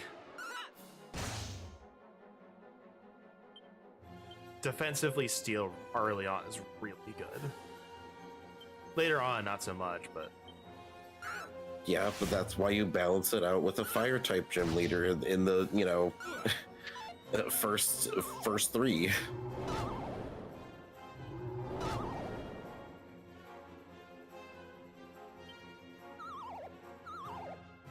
would love it if they didn't make the attack pattern of one monster just spam sleep breath. Anyway,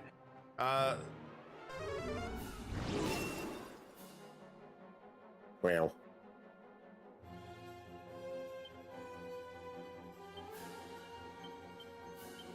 Brace yourself. incredible. but anyway, Akron, I would definitely put him in more. I would put him more at tier 3.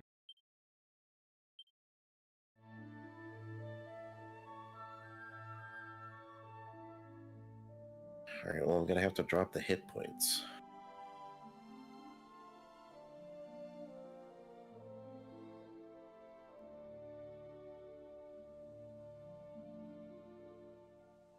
What's Akron? Steel Rock?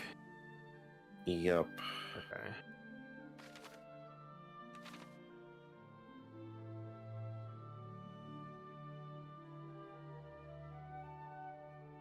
Not very fast. Definitely more physical, tanky based. Though in So I have. terms of 5e would lead him to be more strength based. All right, so for tier 3, I can drop the AC from 20 to 19. Yeah.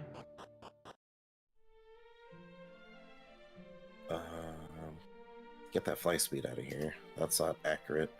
No. Because that was still from the ancient brass. I'm like, oh, I didn't get rid of that. Oops. Give him a jump speed. No.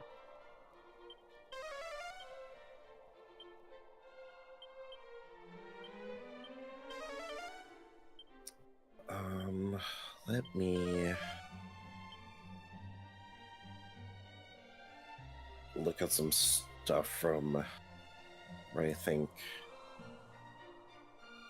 players would fight that kind of stuff. Why is there just a lump of orichalcum? Okay, whatever. Oh, Calculamos.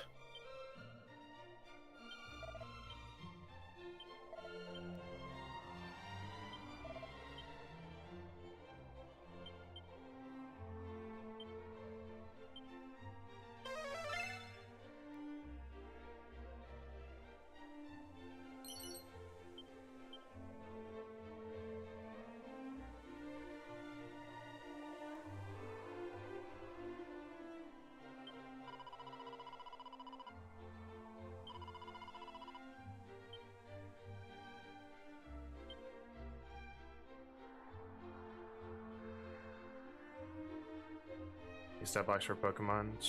Just play the unofficial Pokemon tabletop. I think it's just interesting to have it for 5e. We were looking at doing it for 2024, but that stuff isn't available yet. I mean, I can still format it, at least strength-wise to the 2024 It is just the stats themselves are not going to be 2024 layout. So it's still going to be looking like the 2014 Well, I mean, stat like, block. we have, like, the leak with what they're doing for legendary actions. We don't know of anything else that they may have changed, if that makes sense. Yes. I don't know how layer actions have changed. So that's If at kind of all. what I mean, is we don't have anything that 2024 would have changed with monster design. We don't really have that yet.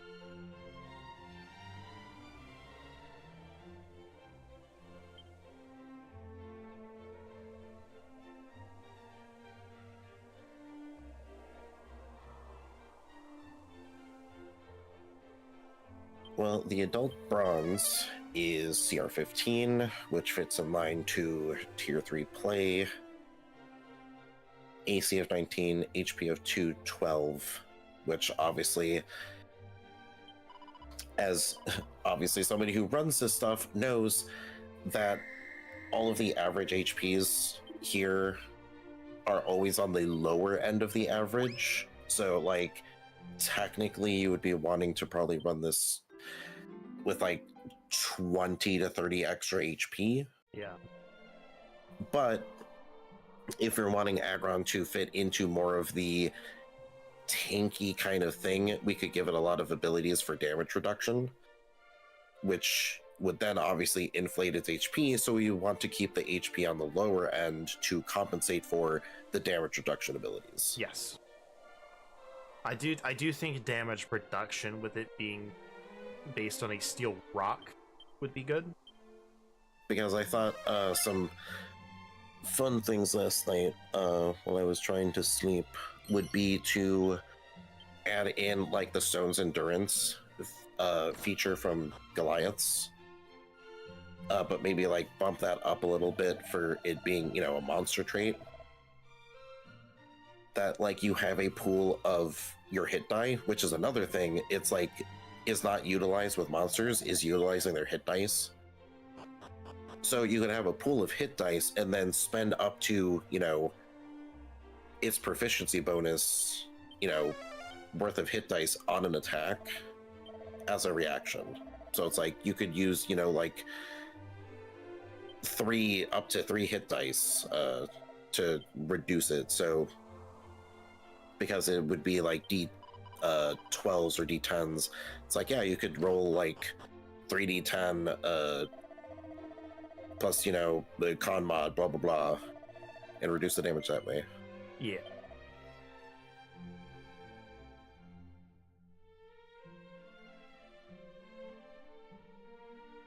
It's just me trying to find the quote-unquote official wording, so to speak, to write down on how to translate that.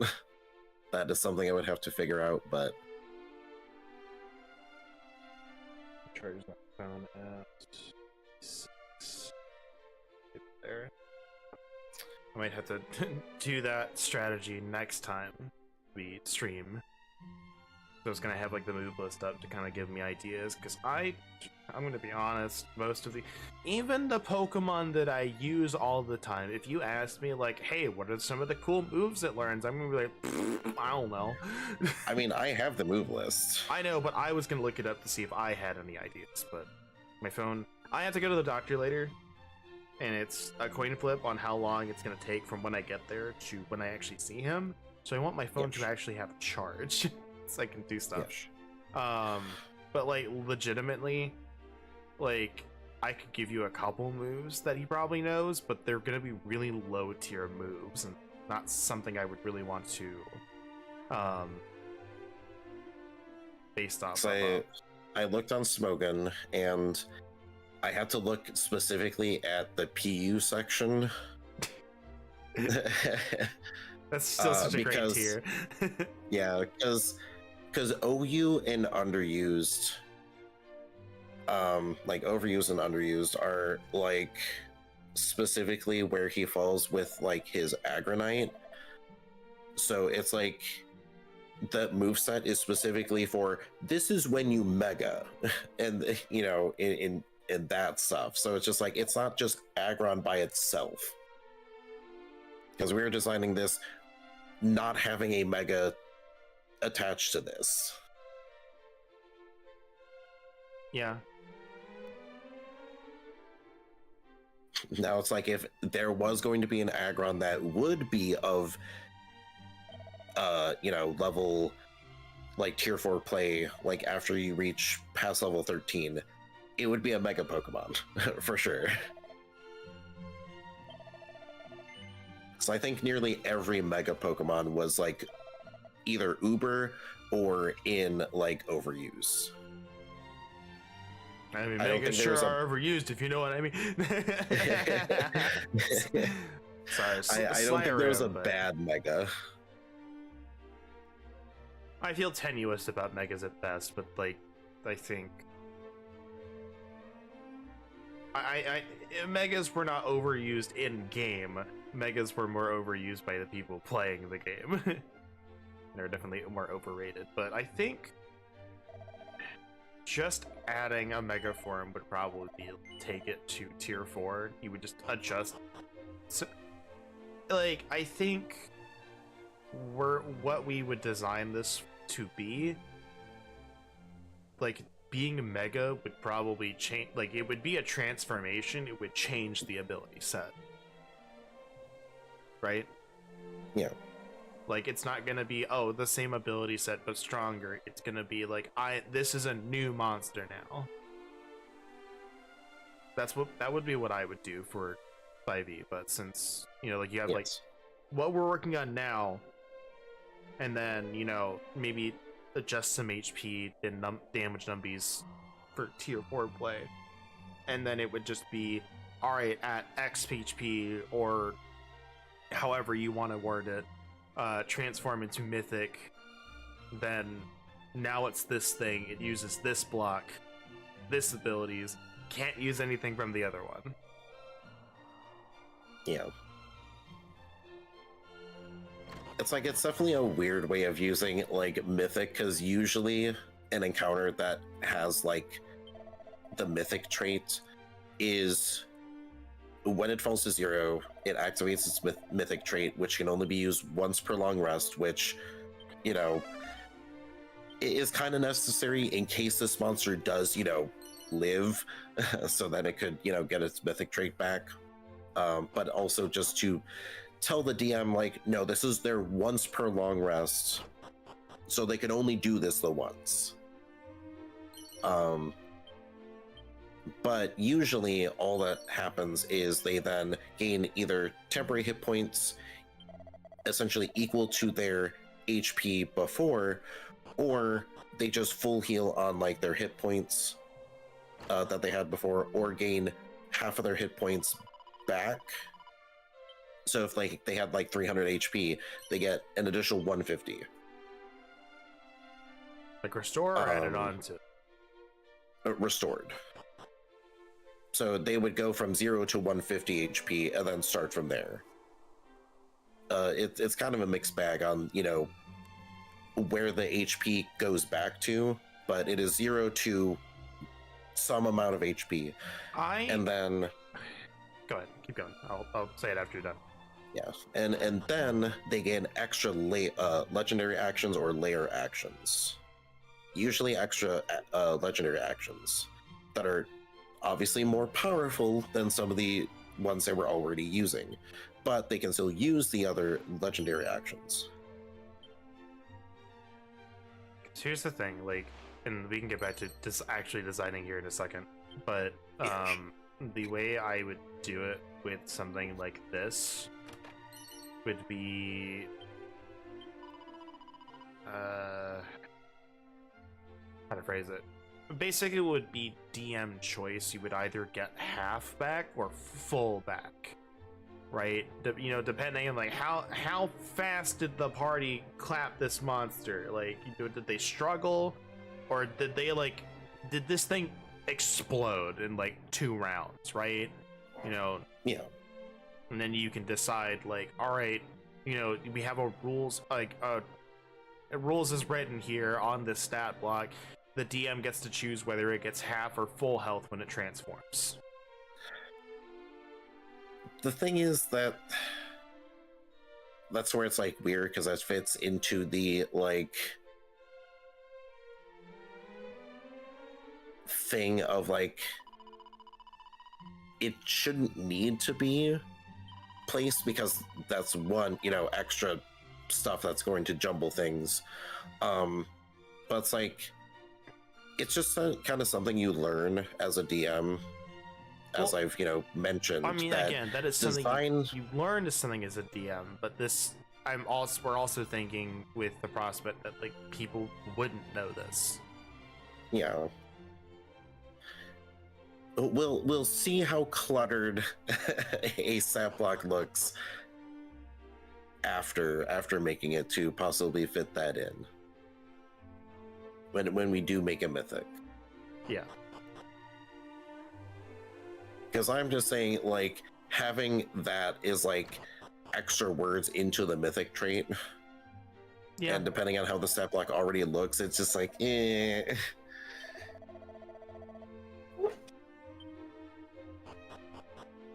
Because I'm pretty sure most other DMs may, you know, be like, do some tweaks or something.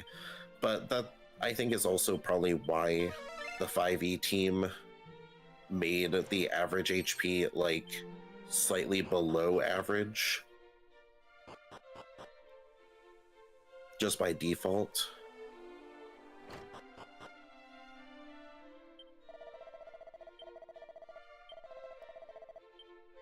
But looking on the Smogon,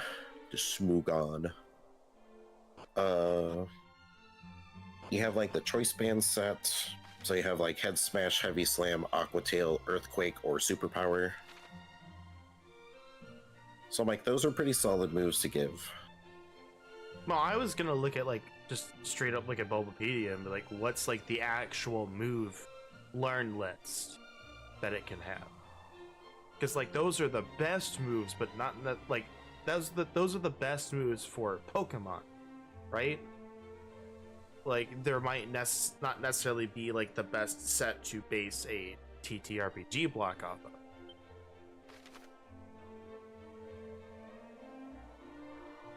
Yes, but I also felt like it would probably be, you know, a little bit more fair and interesting if we went off of like a, you know, meta set of like, this is the best it can be competitively.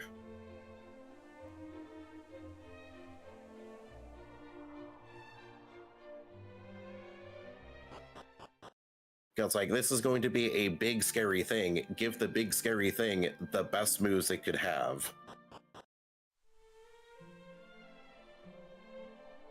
Yeah. Because like TMs are, you know, still part of its learn set. And there's not, you know, any, because you could still kind of flavor how they, you know, magically, you know, this rock thing magically learned to, you know, Aqua Tail, for example. It's like that would be a little bit harder to explain, but it's like it's a weird magic creature thing. Like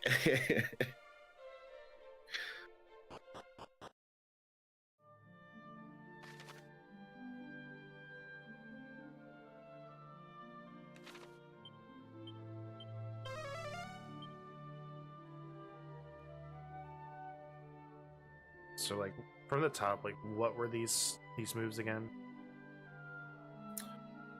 for one of the sets is Head Smash, Heavy Slam, Aqua Tail, Earthquake, and Superpower.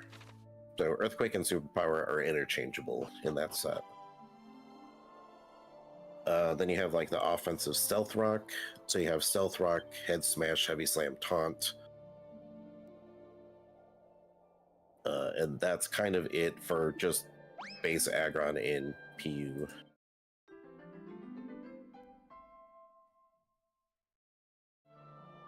I think it's like looking in Overused.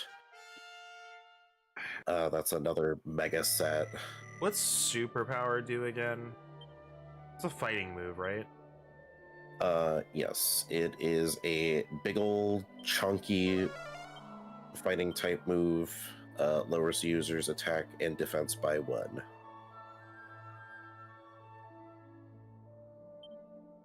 How is it different from close combat?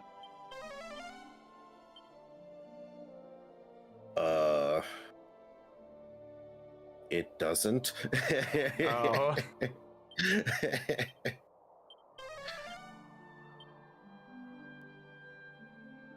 Hold on. Close combat might have more power. I am unsure.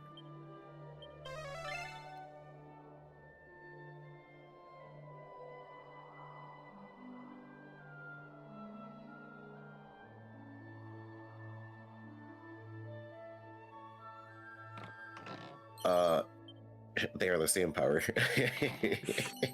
So they're literally the exact same move, basically. Yes, they're the same move, but they're for different types of Pokemon, I guess.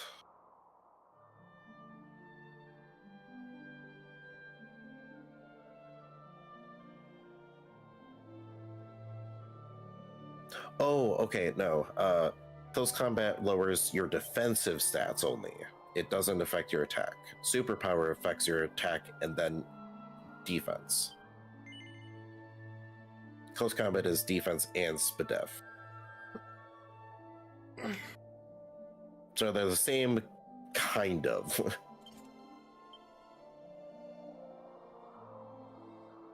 So I'm trying to think of, like, I feel like Earthquake would obviously be really high damage. I feel like you'd have to limit it somehow. Like both Earthquake and Superpower, I feel like would have to be limited somehow to make them more accurate to what they do. But I feel like Earthquake would make difficult terrain. Yeah. And I feel like Superpower would be something akin to, like, it does this much damage until its next turn, or like until the end of its next turn does like X% or X less damage, right? Yeah. Something akin to like how Reckless Attack gives everyone else advantage against you, but no, since it lowers your attack, it's like, all right, this is all out. Now you're tired for like a round. Yes.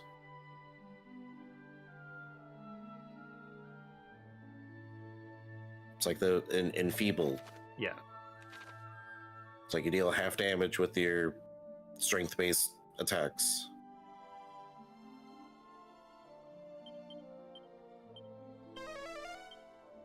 So I was thinking, like, it'd be interesting to attach, like, Earthquake, because obviously it's the big fuck-off move. It's like the ground move. Yeah, it is the ground move.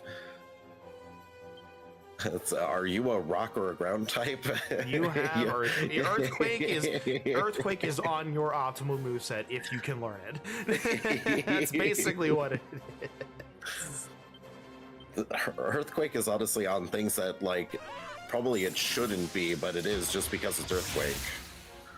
It's like, oh, this isn't stab, but yeah, Earthquake. Yeah, like I said, if you can learn Earthquake, it is on your optimal moveset. Just like a diamond should have been in my inventory, but it wasn't. Yeah. So we'll have to fix that. Just watch that happen live. It's like similar with like the new Ancient Green, tying it to like using a legendary resistance or blink other reaction would be fun.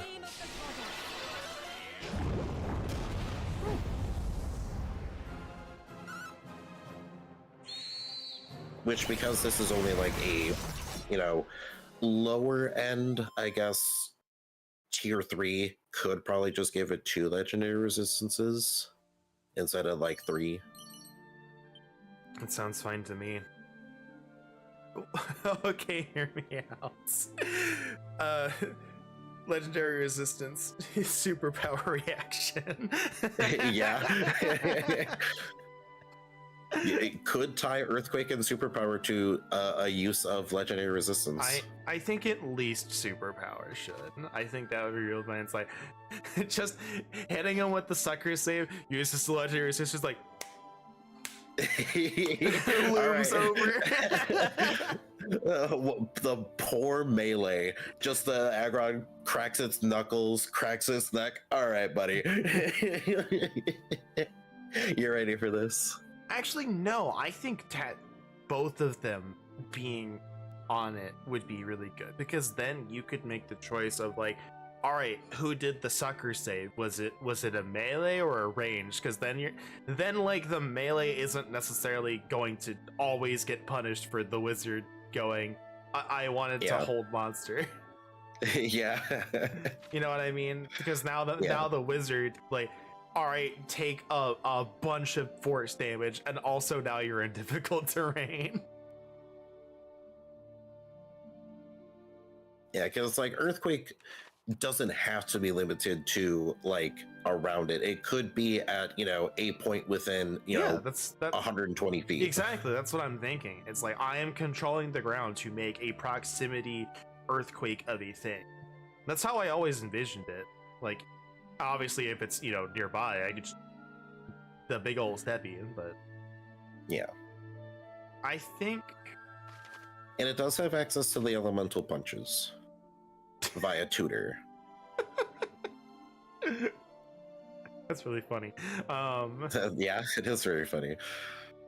Just in general, that's not like for in terms of D&D. That's just really funny. Like, man, tutor moves are always great. Oh, they are. They're fantastic.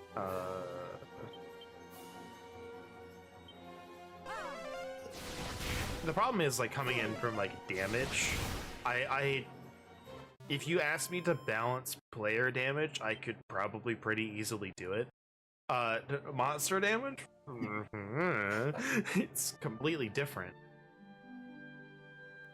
Yeah.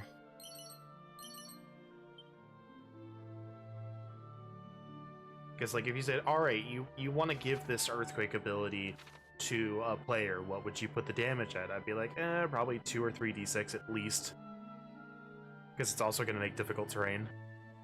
You said, what would you do? But you for, literally you have like the earthquake spell. This is news to me. I've never heard of this spell.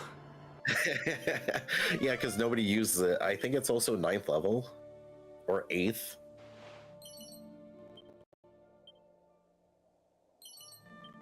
Earth.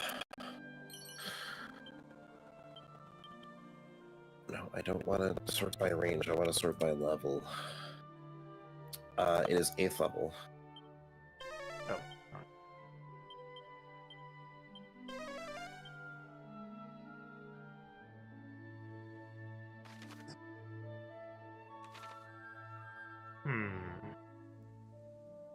But yeah, like if you ask me like to do monster version of that, I'm like, I don't know what would be considered too strong or too weak.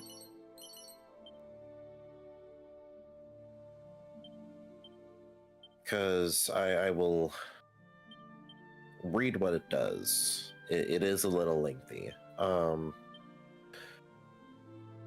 Range of 500 feet. Concentration for 1 minute. A point on the ground that you can see within range for the duration. An intense tremor rips through the ground in a 100-foot radius circle centered on that point. The ground is difficult terrain. When you cast a spell and at the end of your turn for the duration, each creature on the ground of that area makes a dex save. On a failed save, a creature has a prone condition and its concentration broken. You can also cause the effects below. Fissures. A total of 1d6 fissures opens in the spell's area at the end of your turn. You cast it. You choose the fissure's locations, which can be under structures. Each fissure is 1d10 times 10 feet deep and 10 feet wide. And it extends from one edge, blah, blah, blah. Creature in the same space as the fissure must succeed on a dex save or fall in. A creature that successfully saves moves in the fissure's edge as the fissure's edge opens up. And then structures, the tremor deals 50 50 bludgeoning damage to any structure in the contact with the ground in the area when the spell is cast, and at the end of each of your turns until the spell ends, if a structure drops 0 hit points, it collapses. A creature within a distance from a collapsing structure equal to half the structure's height makes a dex save. Blah blah blah blah blah. But yeah, it's like,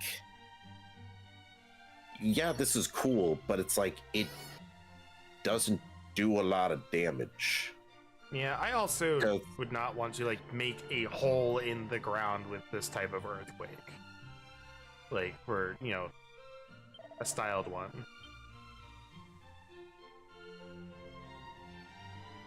Though I do really like the idea of make a save, if you fail, break concentration. Yeah, I do really like well, that. Because I think more monsters should have a way to stop concentration spells without a con save. Yeah, like I think that's good. Because like while I was, you know, just kind of chilling and trying to get sleepy, I was watching some of D&D Shorts' strong combo feat, you know, videos, and Mage Slayer came up in half of those. Yeah. Yeah, it's like one of them was like being like I don't remember what it was called, but essentially like the point of it is to not have any way to drop your concentration, because you're just passing your save every time, because you gain proficiency in your con saves and you have a chunky con and, you know, some other benefit. So it's just like, yeah, you have like a +8 to your save. Like the only time you're gonna probably oh yeah, an advantage. So you have a +8 and advantage. So it's like the only way that you would have a chance to fail is if you took more than like 25 damage or something like that. Like, yeah, you would actually, no, you would need to take 50 damage unreduced, because it is either half the damage you take or 10, whichever is higher. So it's like you would have to take like more than 40 damage. It's like, yeah, when you're taking like more than 40 damage, that's like half your HP. I don't think that matters whether you keep your concentration or not. I mean, it can, but I think the like you're fighting something that can drop you in like 2 hits. Like, look, I have no scale for a wizard HP, all right, but like consider other classes. Like clerics, though. But consider other classes have concentration. Paladins.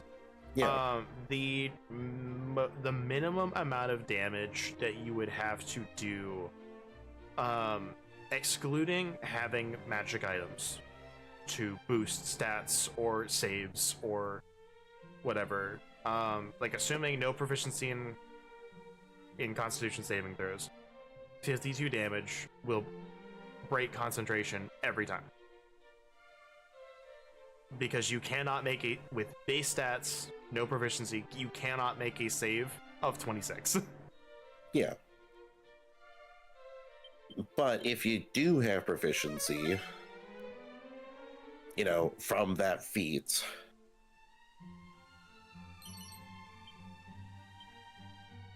so it's like clerics, you know, depending, can, you know, have that. Like war clerics usually tend to have that type of build, so that they could just spirit guardians forever.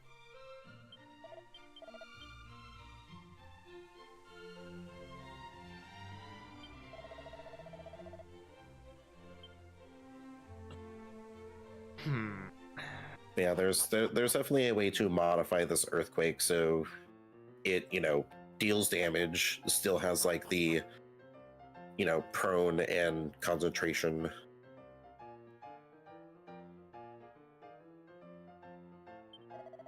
It's also a dex save, so it's like anybody who is like concentrating on a thing is usually not dex based.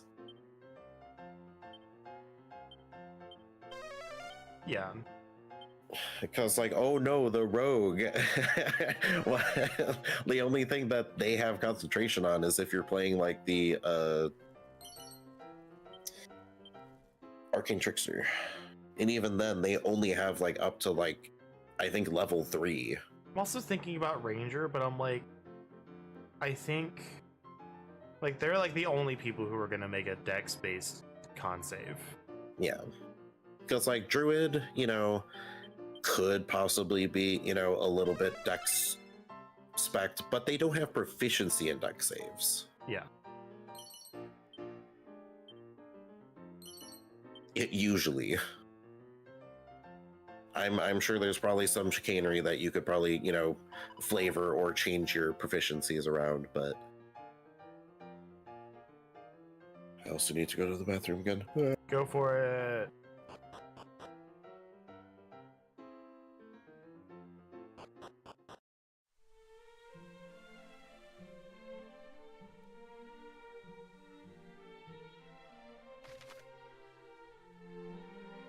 Guess there's no shops because everyone's lazy here, but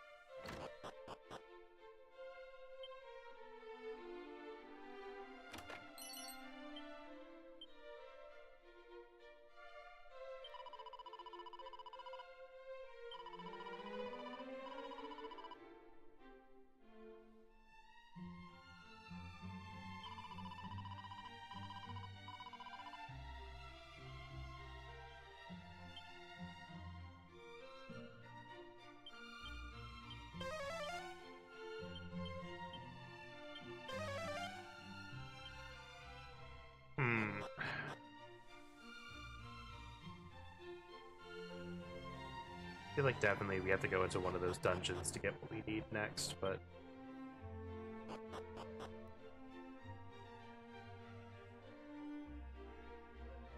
or maybe not. Wait, no. Is this just the sword? Ah, does that sword perchance take thy fancy? Scant is known about it, save for the fact it was created long, long ago. Even the metal used to craft it is an absolute mystery. I had, at a point, considered using it in the construction of the great statue I seek to animate, but it was not to be. Should thou wishest to take it, then relieve me of the object by all means. I have no use of it now. Well, we know what to do with this, thankfully.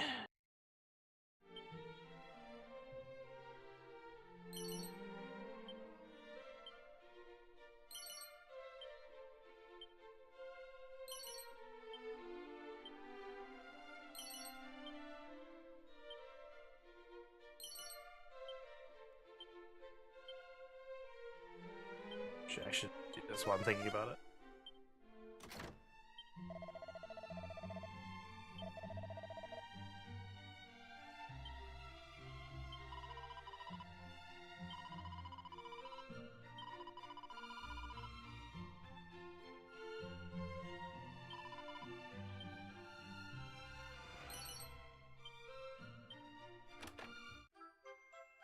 Another party dress. Jeez.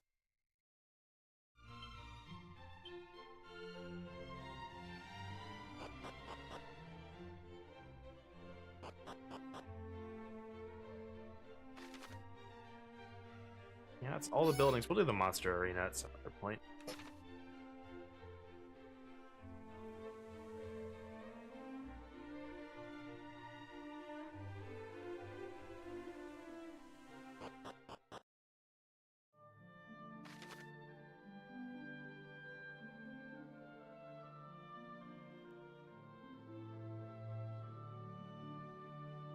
I guess that's our next stop, is going all the way over there.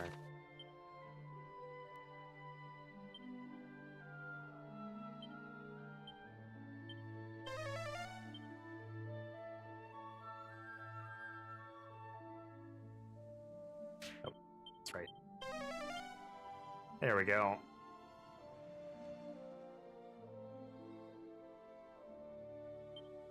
We should be close to learning another ability with our Monster Wrangler in some manner, shape, or form. Whether it's by monster recruitment or level up, so I think we're closer via level up than monster recruitment.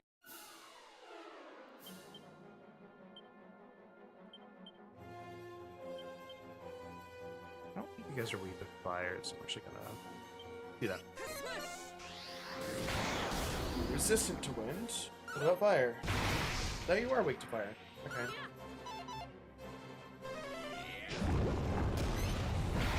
I might have been thinking of the zombie. I was thinking it was the zombie. Ooh, okay. Spicy regen.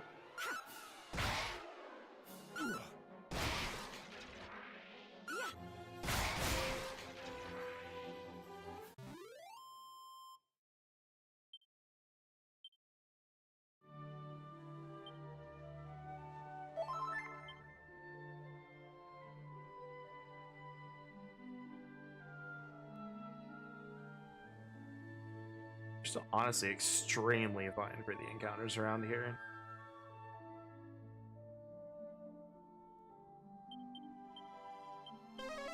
Just don't want so many of them right now.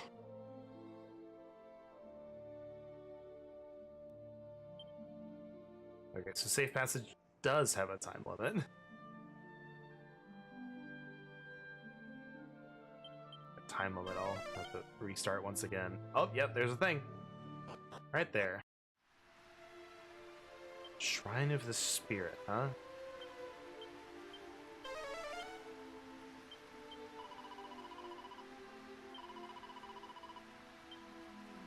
Okay.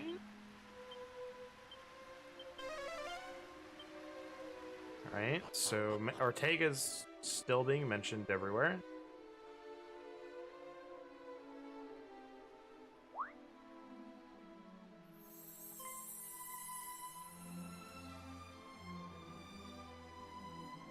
Hi there. I'm the fairy who used to work for Rubis, by the way. And it was me who called out to you the day you turned 16. Oh, hi, it's you. Rubis had enough on her plate back then, so I decided to step in and help out. Honestly, I think I might have actually been a bit blunt with you that day. Sorry about that.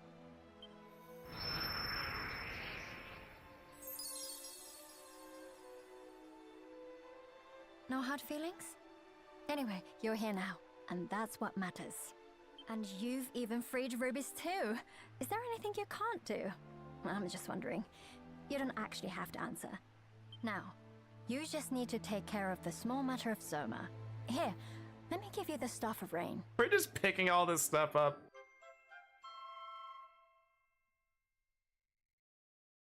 When rain and sun, the twain do meet, the rain's bow shall a bridge complete. Well, fingers crossed this staff ends up being of use. Okay. So I think I know where the armor is then. Unfortunate.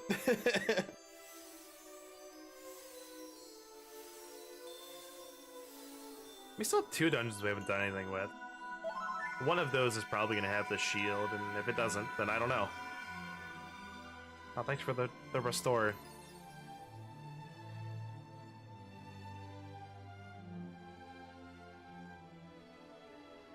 Take care anyway. You'll be fine, I'm sure. But I'll pray for your safety, just in case.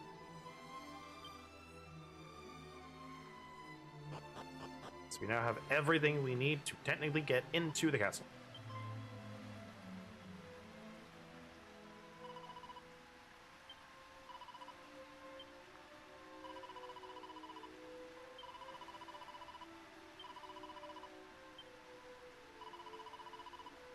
Ortega said he had lost all his memories.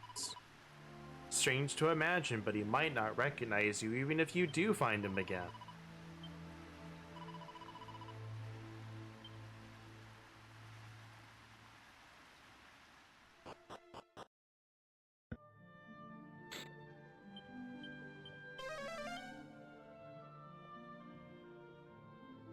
Oh, still going on. Still have to get there. I think that's the goal today.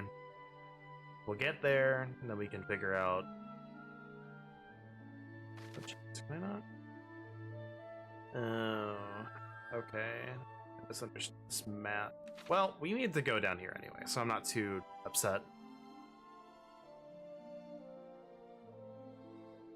So I think, yeah, zooming to Cantlin and then going that way is about the same amount of time.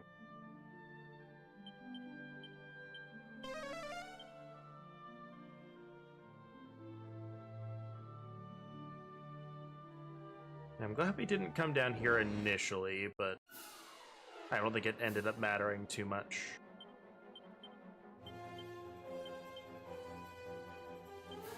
Take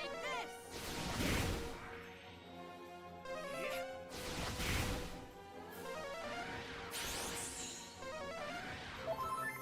You absolute jerks. Didn't matter. Still crit you to death.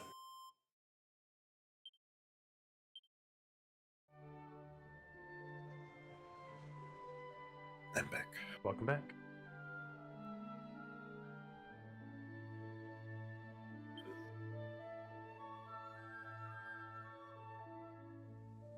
Once more onto the path.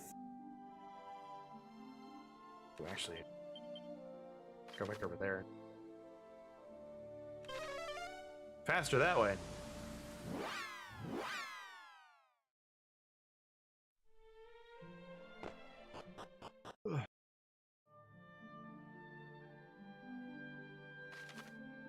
Down.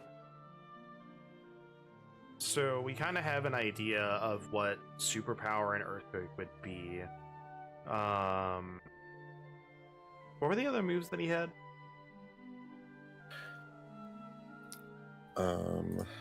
Let me finish updating the set block. So I wanted to try to add the superpowered earthquake so I don't forget. Good call. Because I will. Yeah. You know it, I know it, it's yeah. not an insult. Yeah. Yeah. Head smash, heavy slam, aqua tail. The elemental punches are up for grabs as well. Stealth rock.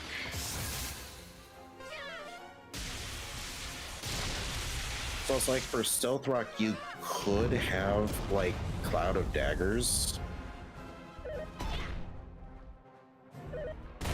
So it's like you could like have stealth rock be like a more, you know, multi-target version of Cloud of Daggers, and also like upcasted to a certain level to, you know, make it deal more damage.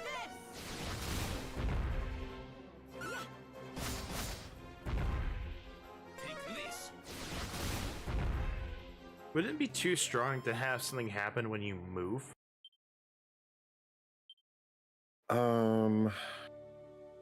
In what way? Like if you were to take damage when you move, would that be too powerful for a thing? No. Because spike growth exists. What if you did that with Stealth Rock? Because like the whole point of Stealth Rock is whenever you switch out, you take damage. Yes. But I say Cloud of Daggers fits that as well, because on the initial cast, it doesn't do damage, but when it starts its turn in the square that it was placed, you know, around you, is when you take the damage. So it fits that similar thing of you're now coming in and starting your turn, you take the damage. And there's no save, it is just boom, you take the damage. And like, but that's like kind of like the give and take with like using Cloud of Daggers versus Spike Growth. Is Spike Growth is then like an area, so you have like a little bit more to, you know, kind of work with like movements and stuff. So it's a little bit harder to deal with long term. Meanwhile, like Cloud of Daggers, it deals like, you know, good, decent damage now, but then never again because that only that one square, so they can just move out on their turn.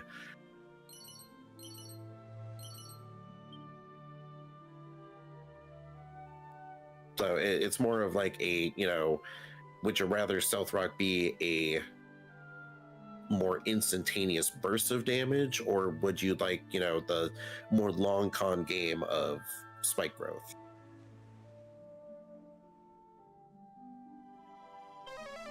I don't think there's anything that stops it from like dealing like a small amount of damage when you activate it. Let me look at Spike Growth again.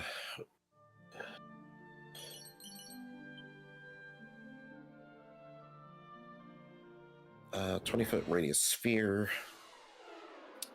range of 150 feet. Point within range sprouts spikes and thorns. The area becomes stiff with the terrain for the duration the creature moves in. When a creature moves into it, or within the area, it takes 2d4 piercing damage for every 5 feet it travels. And then the transformation of the ground is camouflaged to look natural. Any creature that can't see the area when the spell is cast must make a search action and succeed on a wisdom perception or survival check against your spell save DC to recognize the terrain as hazardous before entering it.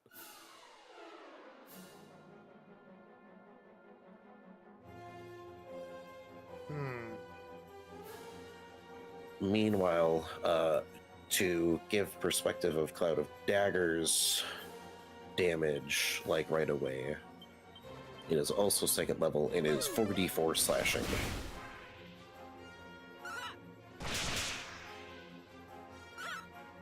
A creature also takes this damage if it enters the cube or ends its turn there, or if the cube moves into a space.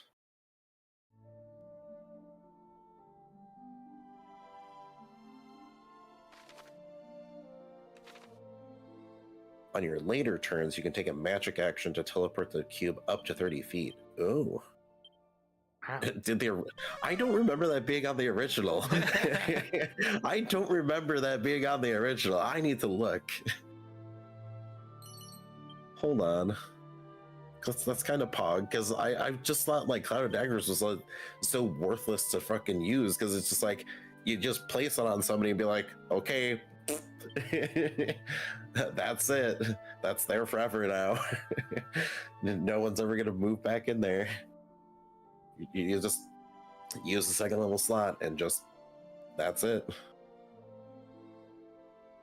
Enjoy 2d4, 4d4 flashing, and that's it. Unless I upcast it, and it's like 1 extra d4.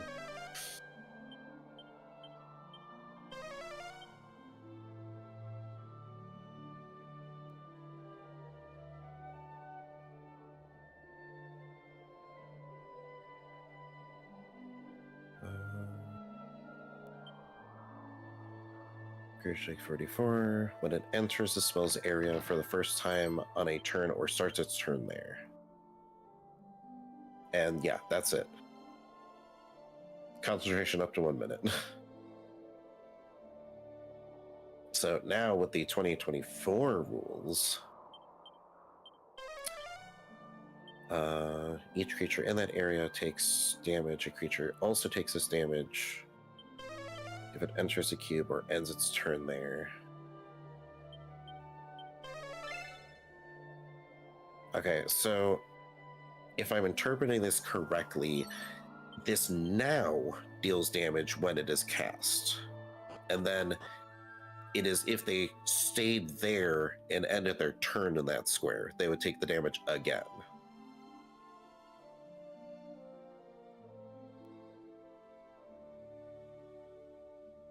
So the automatic damage is still there, but it's now attached to the cast, which people, obviously interpreted that way from the get-go, because it has similar wording to Spirit Guardians of, when a creature enters this for the first time or starts its turn.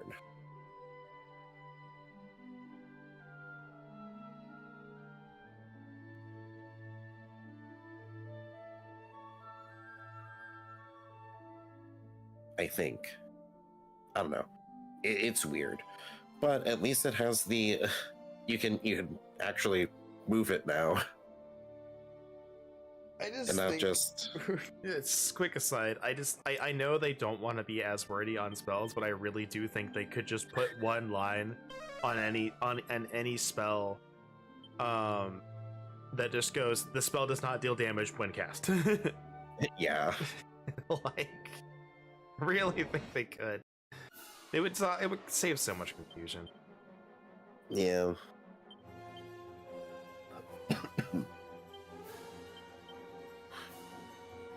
Yeah, but still, like, for the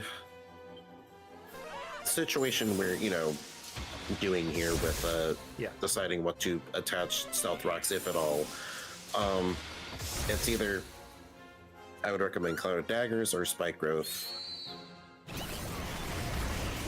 as a base. Even as agility. I told you it's a stat.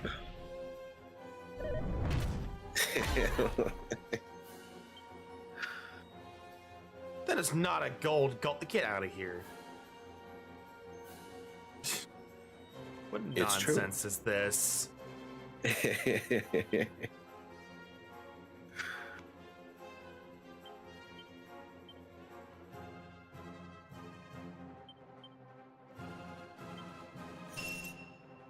Fuck off.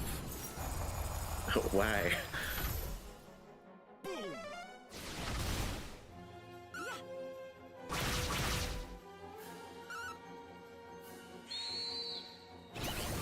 I still like the idea of initial like a damage on initial cast, and if they move, then it does it.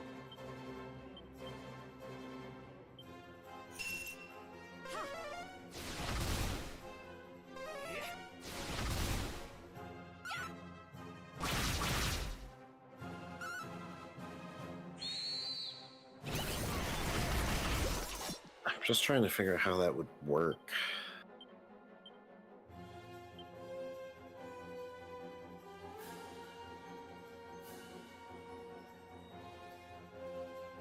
Because I could just write that, like, as just, written out of, like, that is what that just ability does.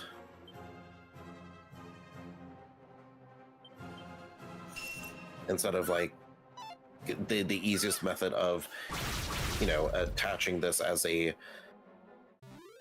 thing staple onto multi-attack or just an action to do.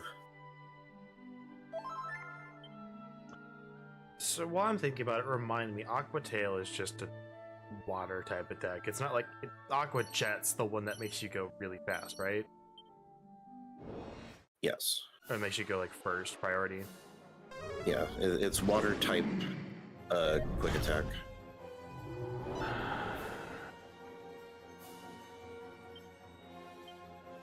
Sage.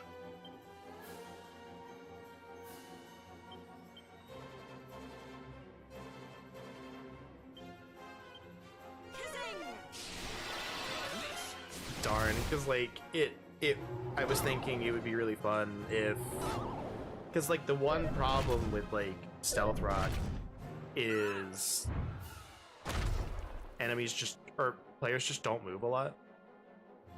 Yeah.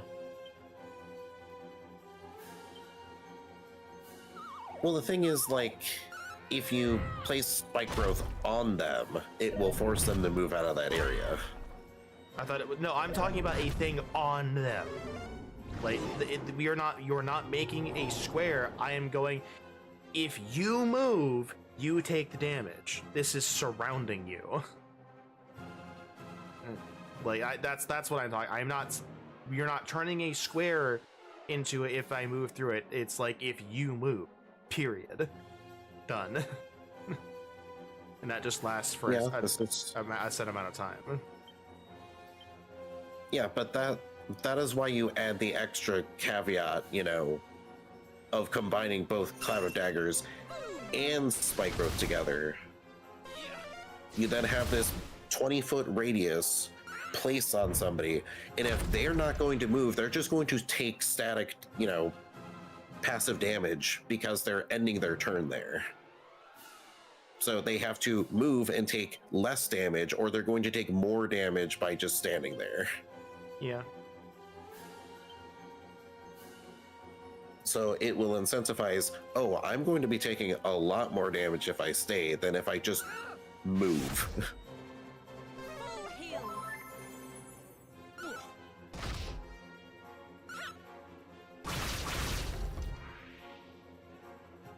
Because like 44 damage, like, it's not anything to really sneeze at. That's a bit.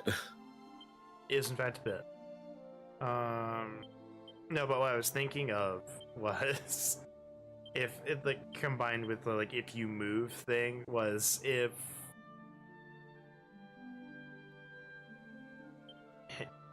it only knew Aquajet could be a like move 30 feet and attack a target. Yeah. To compensate for like, no, initiative order is kind of set, so what if you got to move really fast as part of an attack? So you could just attack anything at 30 feet, thereby forcing melee characters and range alike to potentially move. But You could attach that to head smash. That could be like a charge type, move. Yeah, because that would be the one thing that you would want with something like the way I would want Stealth Rock to work is you would need a way potentially to make players move, which doesn't happen that often. But with something like that, it would really work. That, and it would really fit Aggron's, the type of Mon that Aggron is. He's a big old dino. Not to mention, could also give him like the Crusher feat, or stuff of similar nature that you give it features that owe it to on those attacks, that when it does land, it knocks people back. So it's like with the melee fighters, it's like, yeah, if this attack lands, they get pushed back like 15 feet. No save. It's just boom, you're 15 back. That's our Crusher? Well, Crusher specifically states that once per turn, when you deal bludgeoning damage, you can move a creature to an unoccupied space within 5 feet. But there are other features that players have access to, which was another part of that video, is the what he dubbed the golfer. Is you play like a barbarian, you have like a bunch of these other feats and stuff, but basically the end result is when you hit something, you can send them going 45 feet. I'm like, wow. That's insane. What?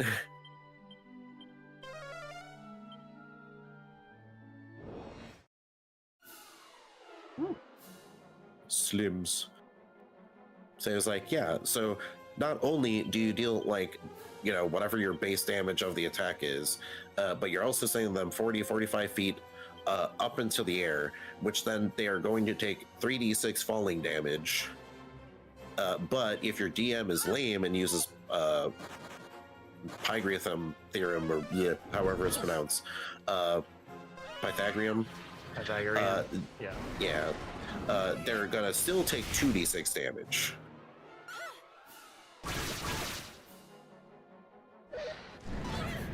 I'm just like, I'm sitting here being like, how would I deal with that? Like, ooh, we do have a sprite for it. Ew.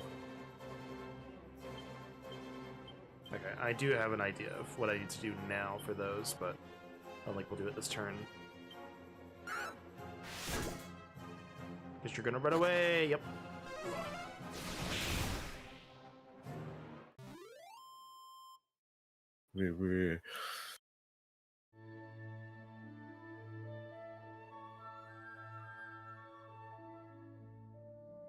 Yeah, but I don't know about adding like the Crusher feat to it.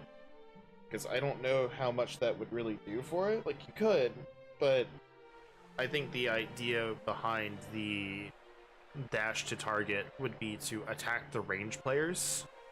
Yes. I mean, there is automatize. What?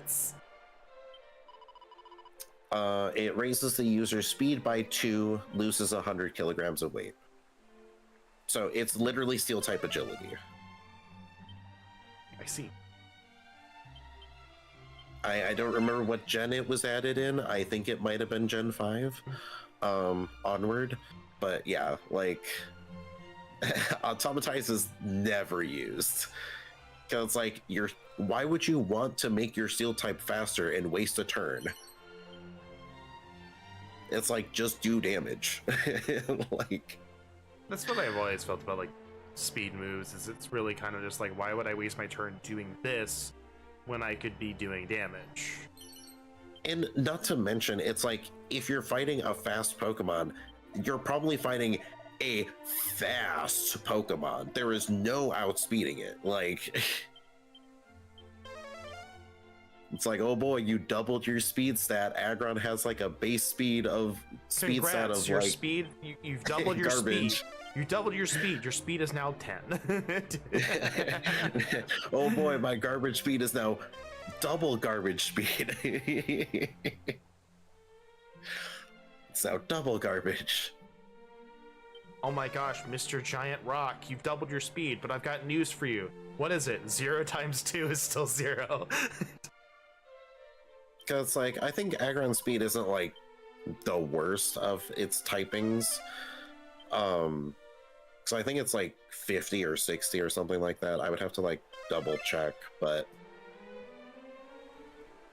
Let's double check. What is the base around level 50? The lowest end is 49, and then the highest end is 112. It's like, that's not necessarily terrible, but it's like, if you're fighting something, you know, like a Garchomp, for example, that Garchomp is easily over 200 speed. Yeah. You would need to spend 2 turns trying to outspeed this, and in those 2 turns, it is going to earthquake you twice and you die. Yeah, pretty much. Like, it is absolutely worthless.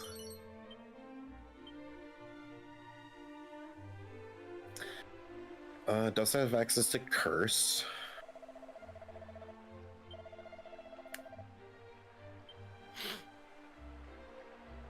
Dark Pulse, that doesn't really match what we're trying to give. Double Team.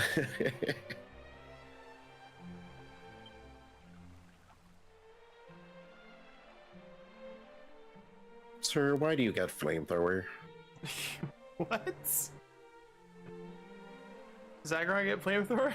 It sure does. Oh my god.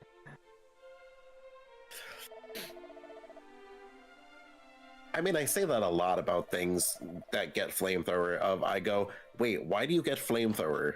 So it's like, I don't know why I'm ever surprised anymore. It makes more sense than Aqua Tail. Yeah.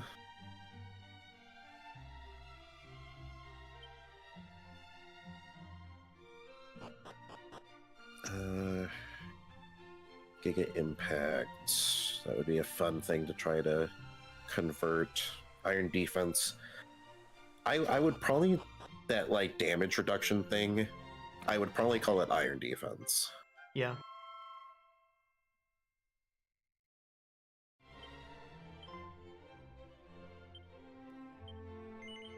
We have Iron Tail. So instead of Aqua Tail. Even though I haven't a clue where I come from, I still see a place in my dreams that feels oddly familiar. It's nothing like this land either. Everyone's happy and full of life, despite the monster menace looming large as it does here too.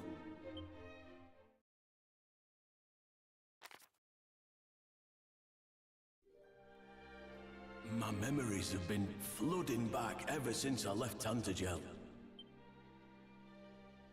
I recall being a warrior, one of the land's finest. It seems I was on a journey long before I ended up here. My resolve is now unbreakable. I'm convinced I'm on the right path. I simply need to see this quest through to the end. However, it must be done alone. Living in terror of monsters for so long has drained the people here of all the fight.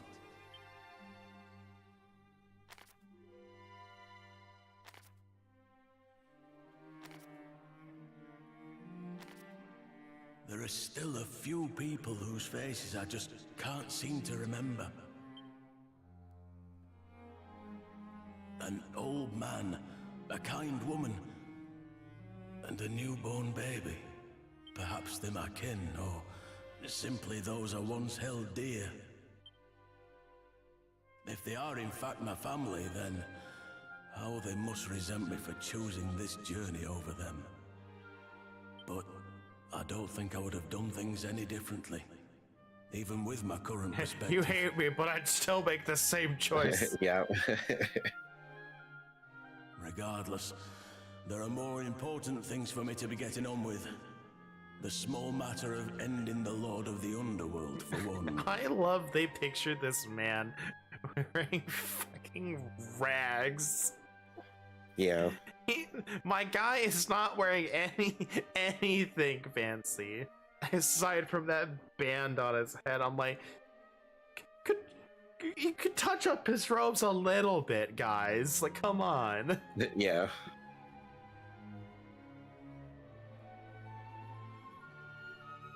Make him wear some armor, something.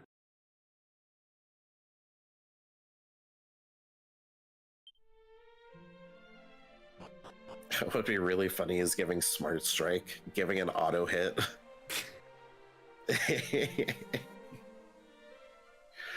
Because, like, this move does not check accuracy. They can deal bludgeoning damage. Throw them 5 feet. Look, having like a reaction that just like deals auto hit damage, that'd be very funny. Just like a regular reaction, not a legendary resistance. Like it can just do that Yeah. once a turn. Just throw you away 5 feet. Reaction Smart Strike hits you, does bludgeoning damage. Crusher throws you 5 feet. Because the thing is, with a monster, you don't have to have it specifically be the Crusher feat. You could have I know, it be but something like more than 5 feet. I know, but specifically, just like it makes you move. Stealth Rock now procs and you take damage on your own turn from a reaction. No, unfortunately, Spike Growth doesn't proc on. But movement. if you are a melee and you do an attack, he reacts and moves you 5 feet. To do more attacks, you now have to move back. Yes, this is true. The being thrown does not trigger it. However, moving back certainly does. We found it. It's the bastard sword. Sword of butts. Sword of butts.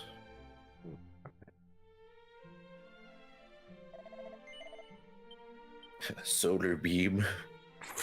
Does he learn solar beam? It sure does. What? Look, he has like the rock type agility of rock polish as well. So it does the same thing, it just doesn't lose your weight. Oh, he also has surf. Accessible. Sunny day. Oh, look, another words of wisdom. Like 30 million years into the game.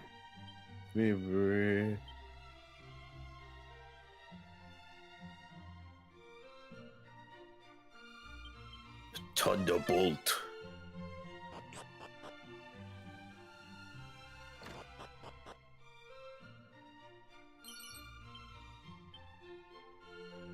Oh yeah, it does. It can have bolt beam coverage. That's funny. That's hysterical. Too bad its special attack set is garbage. That's like the one thing. It's like it learns like all of these really good moves. Yeah, but its stat sucks. I mean, to be fair, I think it has the same special attack as Blissey does. Or maybe slightly less. I'd have to double check, but... You know, but we could give it a ranged attack. Like an attack that it can just stay there and do. But... Yeah, I would probably want to attach that to its multi-attack. Give it some options. Now, consider what if we did something really cool. Maybe not necessarily attach it to the auto attack, but you could. You'd have to. But consider what if you had it like element, like if you made it its own move, just type it Elemental Cannon because it learns Flamethrower, Thunderbolt, Surf, Solar Beam, and Ice Beam. Yeah. So you could do it like was it Chaos Bolt that you have to roll for the type of damage it does? Yes. You could do it like that. Yeah. But it also has access to Focus Blast, so it could have Focus Blast instead. Yeah, ranged bludgeoning damage. It also has Flash Cannon, which is its actual stab special. Stab garbage. Look, there's a 10% chance to lower the target's special defense by 1. So that it can deal more damage the next turn.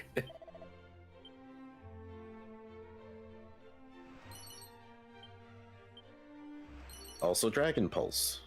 I think it also learns Water Pulse.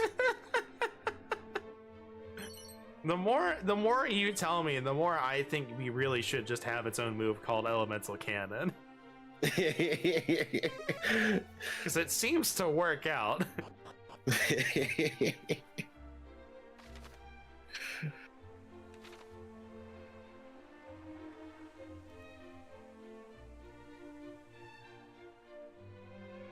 The Chaos Cannon. Chaos Cannon. It's my favorite. It's my favorite Shadow Aggron ability. Shadow whips out a gun. Chaos Cannon.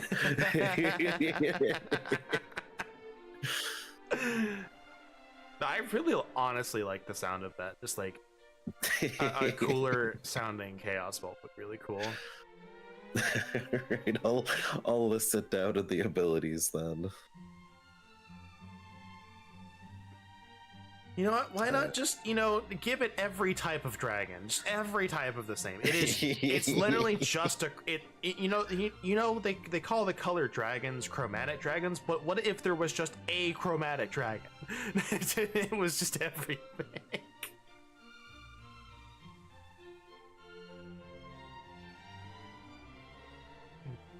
And it's like, what type of dragon is it? Chromatic? Okay, I understand that, but what type is... No, you don't understand. It's all of them.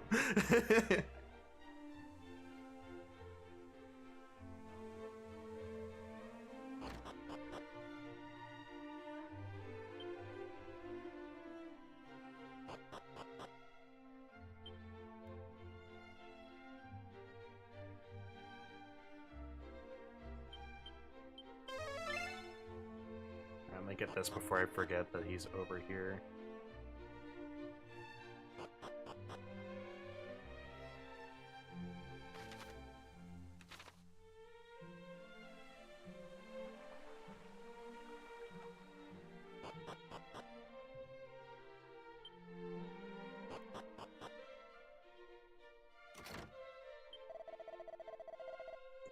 There's a secret stairway hidden to the eye.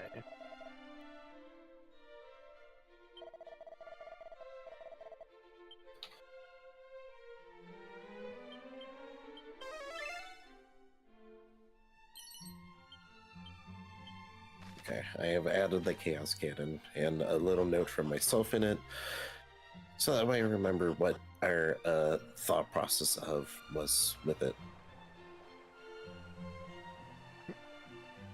So we've got the two reactions. We have, obviously, it's We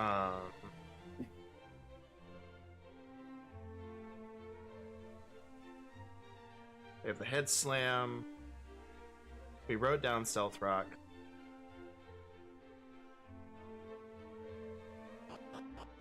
Then we have elemental cannon.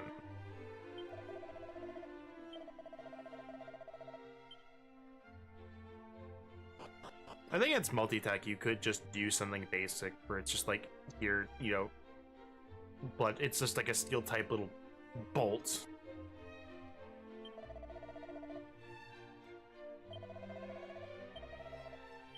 Yeah, which is what I assumed just, what flash cannon would be. Yeah, it's just like a representation of like the fact that it can learn a special steel move. It's just like, all right, I can, do a tail attack, a claw attack, or I can just go, just shoot a beam.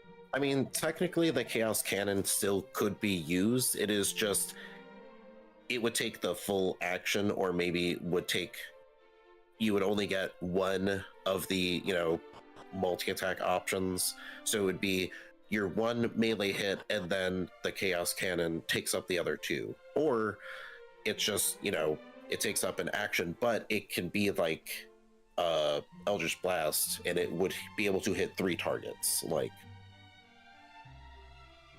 yeah. And then it could still be used in melee. So then it's not like getting the disadvantage to hit, because like, oh, you're targeting the person in melee, oh no. Yeah. But we can talk more about that on Wednesday. Just write down our notes and we can keep going. Because we have 2 dungeons to do. To look for the ultimate gear. I gotta go get the guy to forge the sword again. And then eventually we'll get around. Probably Friday, honestly. We'll finish the game and then dive into post-game. But we'll see. But for now, I gotta go get ready for stuff.